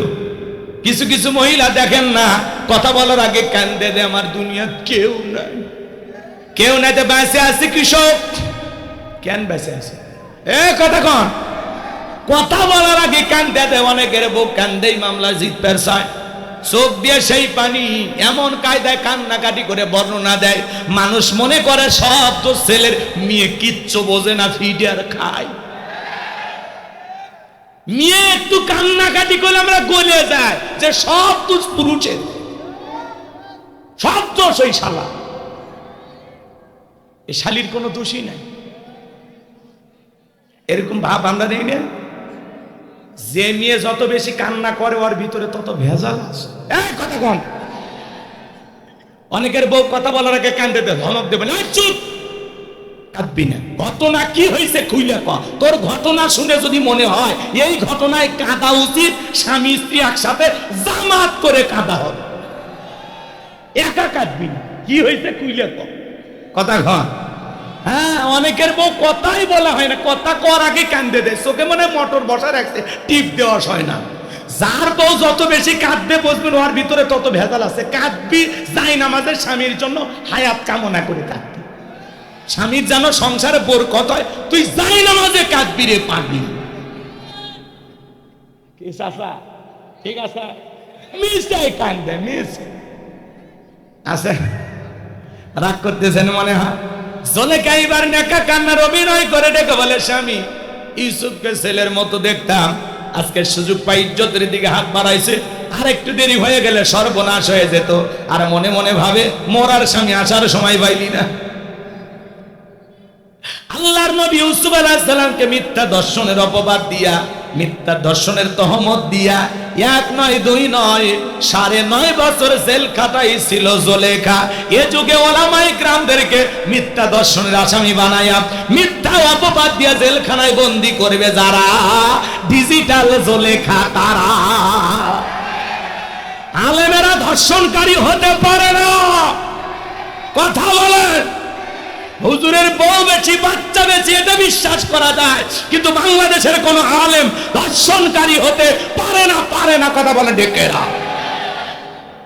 রাগ করেন কে?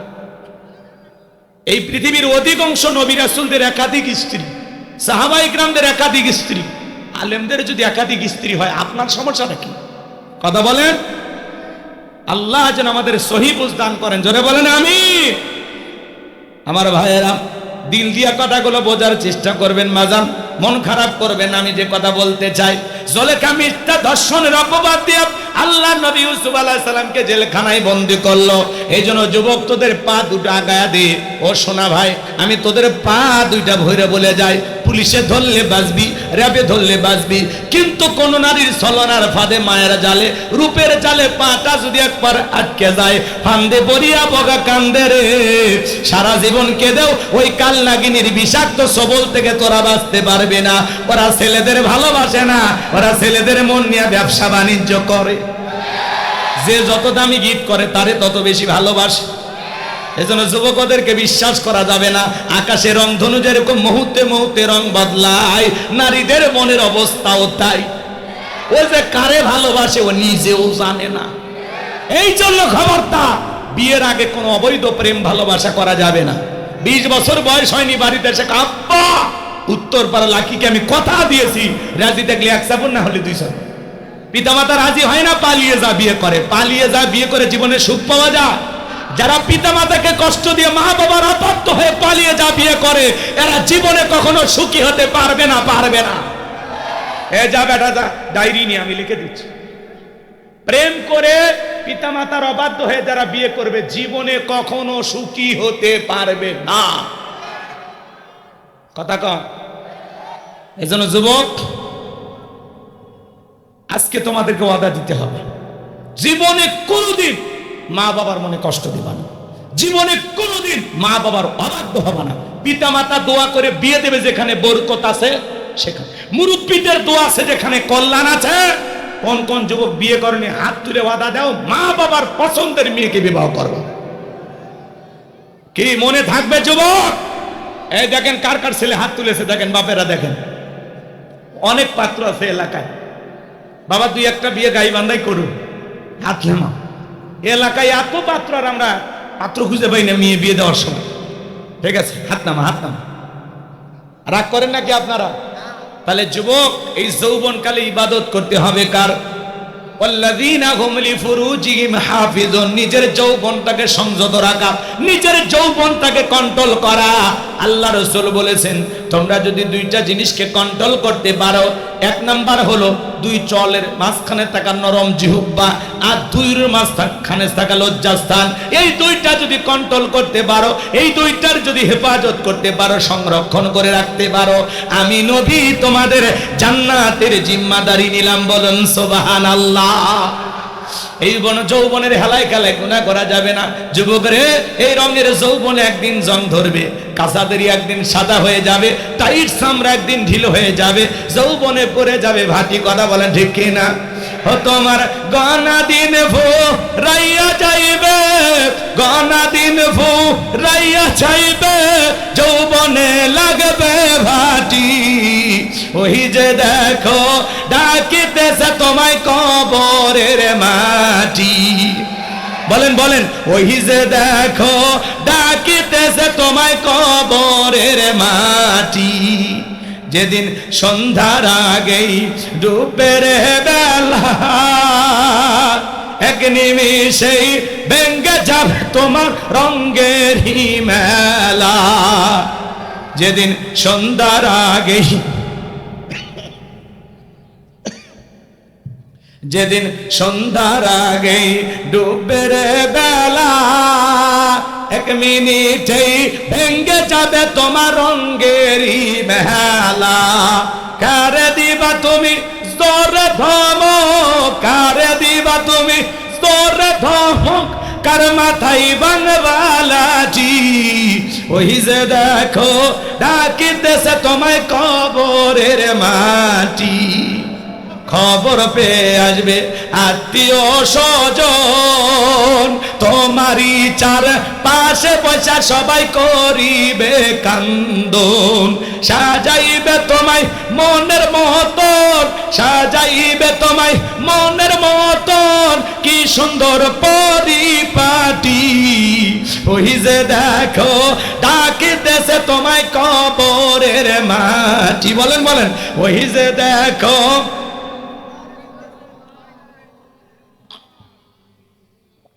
ঘইরা মরো তুমি, ফিরা মরো তুমি মায়ারি পিছে। এত আশা ভালোবাসা সবই যে মিশে। কোন দিন যেন আইসা পরে, কোন দিন যেন আইসা পরে আজরাইলের হাতের চিঠি। ওই যে দেখো ডাকিতেছে তোমায় কবরের মাটি। এজন্য যুবক, ওয়াল্লাযীনা হুম লিফুরুজিহিম হাফিজুন, নিজের যৌবনটাকে সংযত রাখা, নিজের যৌবনটাকে কন্ট্রোল করা। শয়তানের অসদায় পরে গুনাহ করা যাবে না রে যুবক।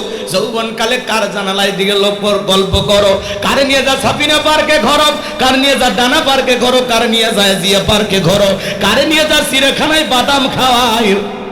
আল্লাহর ফেরেশতারা সব ভিডিও করছে। আমবাগানে জামবাগানে ছাদের ওপর স্কুল কলেজ ফাঁকি দিয়া কোন জায়গায় কি করেছো? মনে করো না জঙ্গল প্রেম করার জন্য মঙ্গল। জঙ্গলে কেউ না দেখলে একজন দেখেন, তিনি কে? 14 ফেব্রুয়ারিতে 500 টাকার গোলাপ ফুল নিয়ে কার পিছনে ঘুর ঘুর করেছো রে যুবক? কথা কয় না। ফকির ভিক্ষা চাইলে 5 টাকা দেয় না, আর ওই দিনে 500 টাকার গোলাপ ফুল নিয়ে জোড়ায় জোড়ায় কবুতরের বাচ্চার মতো বাকবাকুম বাকবাকুম।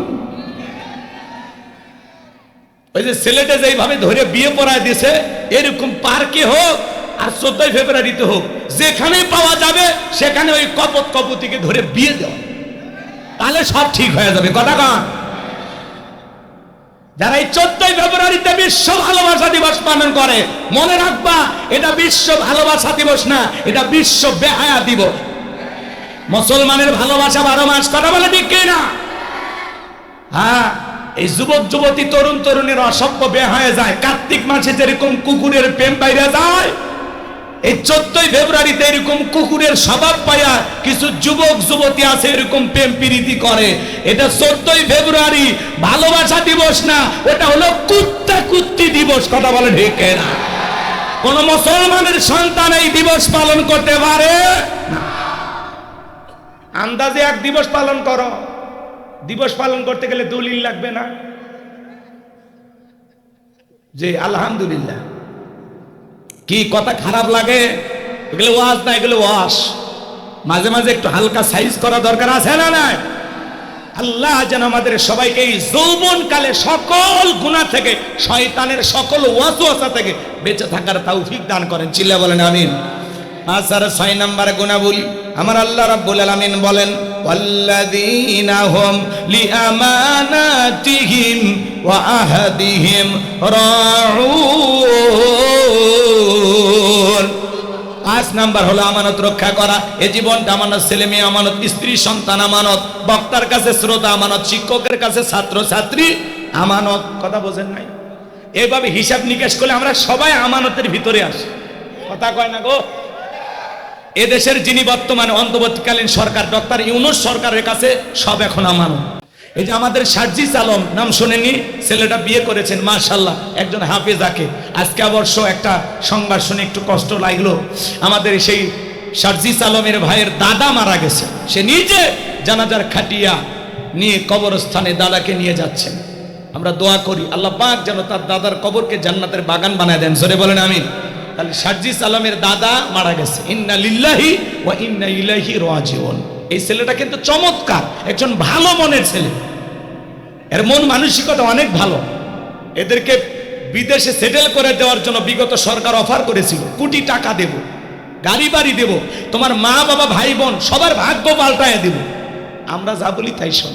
এই ছেলেগুলো মাথা নত করেনি। কথা বলে ঠিক না? সেই সার্জিস আলমের দাদা আজকে মারা গেছে।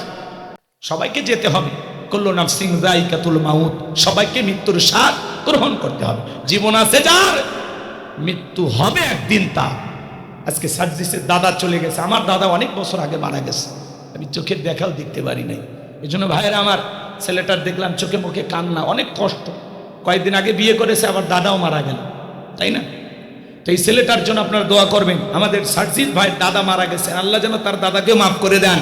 আর এই যে তরুণেরা সামনে থেকে নেতৃত্ব দিয়ে নতুন যে বাংলাদেশ আমাদেরকে উপহার দিয়েছেন, একটা স্বাধীন নতুন বাংলাদেশ, যেখানে আমরা বুক ফুলে কথা বলতে পারতেছি। এই সার্জিস বারবার আলেমদের পক্ষ কথা বলতো যে বিগত সরকার আলেমদের উপরে অনেক জুলুম করেছে। এখনো হাজার হাজার আলেম জেলখানায় বন্দি। সাংবাদিক ইলিয়াস ভাই তথ্যটা তুলে ধরেছেন যে তাদেরকে ছেড়ে দিতে হবে। আলেমদের ছেড়ে দিতে এত তাল বাহানা করবেন না। যত আলেম ওলামা জেলখানায় বন্দি, আমরা বলতে চাই খুব দ্রুত সমস্ত আলেমদেরকে নিঃশর্ত মুক্তি দিতে হবে। কথা বলা ঠিক এরা আলেমেরা জেলখানায় থাকবেন, ওদেরকে বের করে দেন। যারা বন্দি করেছিল আপনারা তাদেরকে মুক্ত করে দিয়ে বুঝান যে আপনারা ভালো মানুষ। কথা বলেন। এই সরকারকে বিপদে ফেলার জন্য নানামুখী ষড়যন্ত্র চলমান। এই যে পথে ঘাটে ছিনতাই, বিভিন্ন ঘটনা, কারা করে ছিনতাই বোঝেননি? যারা চাঁদাবাজি করে পেট চালাইতো, এখন চাঁদাবাজি বন্ধ হয়ে গেছে, তাহলে ছিনতাই না করলে ওরা খাবেই। কথা কন, ওরা এখন ছিনতাই করে খাচ্ছে দেশে অরাজকতা ও শান্তি সৃষ্টি করার জন্য। এই ফেব্রুয়ারি থেকে নাকি ওনারা আবারও মাঠে নামবে। আমরা বলবো খামাকা ঝামেলা করেন না। 16 বছর অনেক কিছু করছেন, অতএব নতুন করে ঝামেলা পাকায়েন না। ওই যে সেদিন চট্টগ্রামে একজন লিফলেট বিতরণ করতে গেছে, কি গণধোলাই দিয়েছে দেখেননি? প্যান্ট খুলে গেছে, প্যান্ট খুলে ফেলে দিয়েছে। কথা কয় না কেন? এই জন্য আমরা বলতেছি ভাই, এলে ঝামেলা যাই না। নেতৃত্ব পালিয়ে গেছে, মা যদি পালিয়ে যায় তোমরা আর কি করবে? অতএব চুপ করে থাকো। ওই বিদেশি প্রেসক্রিপশন অনুযায়ী আন্দোলন করতে যায় না, ঝামেলায় পড়বে। কথা কন, কথা কন। তোমাদেরকে যদি ভালোই বাঁচতো তাহলে দেশ ছেড়ে পালাইতো না। আমরা তো বলতাম মমতাময়ী প্রধানমন্ত্রী, অনেক মায়া দয়া, রোহিঙ্গার জায়গা বিভিন্ন ভাবে আমরা বলতাম, মসজিদ করছে, নানান কথা বলতাম না, আমরা দোয়া করতাম। নেতারা এসে বলতে হুজুর দোয়া করেন, আমার নেত্রী এই করছে, বাধ্য হয়ে দোয়া করেন।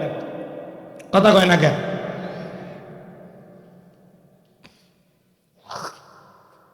দোয়া না করতে চাইলেও দোয়া করা লাগছে, এরকম পরিবেশ হয়েছে। তাহলে আপনারা এত ক্ষমতা, এত কিছু কেন চলে গেলেন? আমাদের তো আফসোস হয়।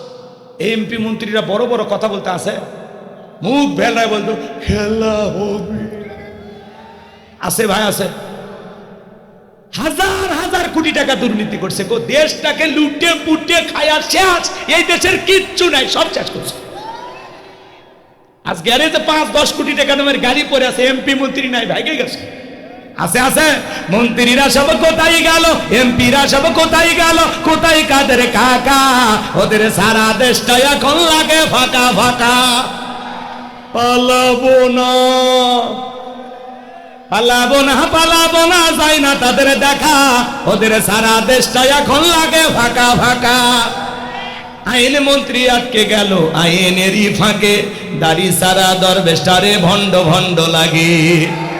শুনেছি ভাই কত নেতা নেত্রী খাইতেছে ভাই ডান্ডা, বিচারপতি কালা মানিকের ফাটিয়েছে নাকি আন্ডা। এটা আমার খবর না, মিডিয়ার খবর। এই বিচারপতি শামসুদ্দিন মানিক আল্লামা সাইদি হুজুরকে মৃত্যুদণ্ডের রায় দিয়েছিল। ছাত্র আন্দোলনের সবাইকে রাজাকারের বাচ্চা বলে গালি দিয়েছিল, টকশোতে আমার বোনকে অপমান করেছিল, 116 জন আলেমের তালিকা করেছিল, আমার রোল নাম্বার ছিল 23, সিরিয়ালে আমিও ছিলাম। এই ঘাতক দালাল নির্মূল কমিটি আর এই কালামানি এরা মিলে আলেমদের তালিকা করেছে, কোন কোন আলেম সরকারের বিরুদ্ধে ওয়াজ করে, বুঝেননি, গরম কথা বলে, এদের একটা তালিকা হয়েছে। তার মধ্যে আমার মতো মানুষেরও নাম আছে, তাও সিরিয়ালে নাম্বার 23। কথা কন, কথা কন। যারা করেছিল আলেমদের 23, এখন আল্লাহ ওদেরকে করতেছে সাইজ। কথা বলেন, কার খেলা, কার খেলা? আমরা বলতে চাই বিচারক নামের কুখ্যাত কালামানিককে মৃত্যুদণ্ডের রায় দিতে হবে। বড় বড় কথা বলতে সব পালিয়ে গেছে। পলক সাহেব এখন তসবির দানাতেন, উনি আবার কালকে বের হয়ে জিকির করতে করতে মুখ ফসকে বলে ফেলে দিয়েছে, চুপ করে থাকা দিন শেষ, রুখে দাঁড়াও বাংলাদেশ। ওরে বাবা, আবারও বলে রুখে দাঁড়াবে, অত সহজ না। এখন খালি ওই নাম করলেই মার খাচ্ছে। আপনারা তো বুঝেছেন না, জেলে আছেন, চুপ করে থাকেন, যা অকাম বৎকাম যা করছেন তাহাজ্জুদ পড়ে আল্লাহর কাছে ক্ষমা আছে, খামাকা জনগণ উস্কে দিন না। কথা কন। আর আপনাদের কথা শুনে আর কেউ মাঠে নামবি না, আর 2-1 নামলে প্যান খুঁজে পাবি না, প্যান খুঁজে পাবি না। অর্থাৎ সাবধান বাবা, এলে ঝামেলা যাওয়ার দরকার নেই, চুপচাপ থাকো। নেত্রী যেদিন দেশে পা দেবে সেদিন তোমরা জেগে ওঠো, ফিরে এসেছে আমার মা, তোমার মা, আমার মা, স্লোগান দিয়ে হল, ঠিক আছে? এখন আর ঝামেলা করে না ভাই, চুপচাপ থাকেন, মিলেমিশে থাকেন। আমরাও ঝামেলা করতে চাই না, তোমরাও ঝামেলা করো না। একটু আসেন না, একটু মিলেমিশে নতুন করে বাংলাদেশ গড়ে তুলি। কথা বলেন। পলকের ঝলক গেল, পলকের ঝলক গেল, থামিয়ে নেটের চাকা, ওদের সারা দেশটা এখন লাগে ফাঁকা ফাঁকা। কোথায় গেল সংসদেতে মমতাজের গান, কোথায় গেল হযরত বলা স্বামী ওসমান। 70 রাকাত তাহাজ্জুদ পড়তো, বিরাট বড় আল্লাহর ওলি দাবি করতো, 41 সাল পর্যন্ত টিকে থাকার স্বপ্নও দেখেছিল।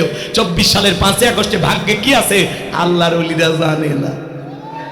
মাইক পেলে বলতে খেলা হবে, পুরো বাংলাদেশের মাঠ পড়ে আছে, কিন্তু ওই খেলোয়াড় নাই। ওরা তো খেলোয়াড় না, ওরা ছিল পাক্কা দুর্নীতিবাজ, দেশ লুটে পুটে খাচ্ছে ভাই। নেতা দেশি, বাড়ি হলো বিদেশে। কথা কন। হাজার হাজার বিঘা জমি জোর করে দখল করছে, হাজার হাজার কোটি টাকার মালিক হয়ে গেছে। এমন নেতা আছে বউটাও বিদেশে। কথা কয় না গা? এজন্য বাজান গো আমার, আল্লাহ যেন ওদেরকে হেদায়েত দান করেন। চলো বলেন আমি। আর হেদায়েত না থাকলে নমরুদ ফিরাউনের মতো আল্লাহ যেন ওদেরকেও ধ্বংস করে দেয়। চলেন না সামনের দিকে যাই বাজান গো আমার। তাহলে মুমিন বান্দার 5 নাম্বার গুণাবলী আমানত রক্ষা করা, আমানতের খিয়ানত করা যাবে না। 6 নাম্বার হলো ওয়াদা প্রতিশ্রুতি রক্ষা করা। মুমিন মুখে যা বলে অন্তরে তা বিশ্বাস করে, কাজ দিয়ে বাস্তবায়ন করে। মুমিন কোনোদিন প্রতিশ্রুতি ভঙ্গকারী হতে পারে। নির্বাচনের আগে 152টা ওয়াদা, আর নির্বাচনে পাশ করার পরে একটা ওয়াদা পালন করে না। বলে ঘরে ঘরে দেব চাকরি, পরিশেষে ঘরে ঘরে দিল মামলার লাশ আর বাঁশ। করে এই মসজিদের হুজুরে কোনো অপরাধ আছে? ওই হুজুর বলে গাড়ি পোড়ানোর মামলার আশা। অন্ধ মানুষ সুপ্রিম কোর্টে গেছে, ওনাকেও গাড়ি পোড়ানোর মামলা দিয়েছে। অন্ধ মানুষ বলে গাড়ি পোড়ায়, ওই গাড়ি আর বাড়ি চিনে ভাই। শয়তান পর্যন্ত ওই দিন এই কথা শুনে বলেছে এটা পৃথিবীর সেরা মিথ্যা কথা। এত বাড়তে নাই। কথা বলেন, কথা বলেন। তাহলে এই সামনে কিন্তু ওয়াদার মৌসুম আসবি, নেতা মাইক ধরে ওয়াদা দিতে দিতে একেবারে আসমান পর্যন্ত ঠেকে ফেলে দিবি। পরে নির্বাচনে পাশ করার পরে 5 বছর আর খবর নাই। ওইরকম চাপাবাজ দরকার নাই।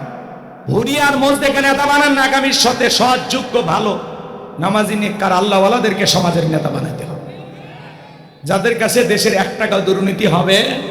আল্লাহ কবুল করুন, জোরে বলুন আমিন। তাহলে 6 নাম্বার ওয়াদা প্রতিশ্রুতি রক্ষা করা। এই যে মাহফিলে বসে যত ওয়াদা দিয়েছেন পালন করা লাগবে। মুমিন মুখে যা বলে অন্তরে তা বিশ্বাস করে, কাজে তা বাস্তবায়ন করে। তাহলে 6 নাম্বার প্রতিশ্রুতি রক্ষা করা। 7 নাম্বার হলো ওয়াল্লাযীনা হুম আলা সালাওয়াতিহিম ইউহাফিজুন। 7 নাম্বার হলো যত্ন সহকারে সালাত আদায় করা। যে ব্যক্তি আসর পরে মাগরিব পর্যন্ত মসজিদে মন টাঙানো থাকে, মাগরিব পরে এশা পর্যন্ত টাঙানো থাকে, এশা পরে ফজর পর্যন্ত মন টাঙানো থাকে, যে সালাতের প্রতি যত্নশীল, যত্ন সহকারে সালাত আদায় করা লাগবে। এদিক খেয়াল করেন, শুধু একা নামাজ পড়লে হবে না, স্ত্রীকে নামাজি বানানো লাগবে, ছেলে মেয়েদেরকে নামাজি বানানো লাগবে। পৃথিবীর সফল বাবা তারা ছেলের হাত ধরে মসজিদে নিয়ে যায় যারা। ছোট ছোট বাচ্চাদেরকে মসজিদ মুখে বানাবেন। আজকের শিশু আগামীর বাংলাদেশ।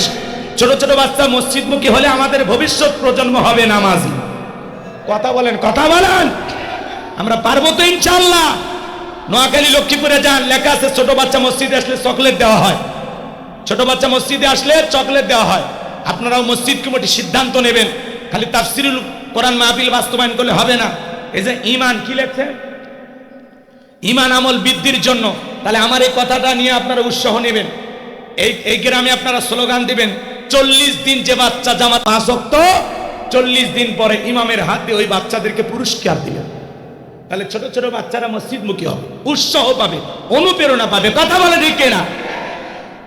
শুধু মসজিদগুলো সুন্দর হলে হবে না, ওই মসজিদে যারা নামাজ আদায় করবে তাদের ঈমানটাও সুন্দর হওয়া লাগবে, আমলটাও সুন্দর হওয়া লাগবে। আগেকার মসজিদ ছিল কাঁচা, কিন্তু মুসলমানদের ঈমান ছিল পাকা।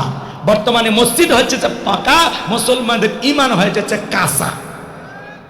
আগেকার মানুষদের ছিল অভাব, বড় ভালো ছিল তাদের স্বভাব। বর্তমানে মানুষদের নাই কোনো অভাব, নষ্ট হয়ে গেছে চরিত্র আর স্বভাব। এজন্য আসুন পরিবর্তনের সিদ্ধান্ত নিই। একা নামাজ পড়বো না, বিবিকে নামাজে ডাকান। বউকে বলেন যে তুমি শুধু দুনিয়ার সাথী না, আমি তোরে জান্নাতেও সঙ্গিনী বানাইতে চাই। বউ খুশি হয়ে যাবে। বেটা ভাতিটা বুঝেনি তাও কাছে ঠিক,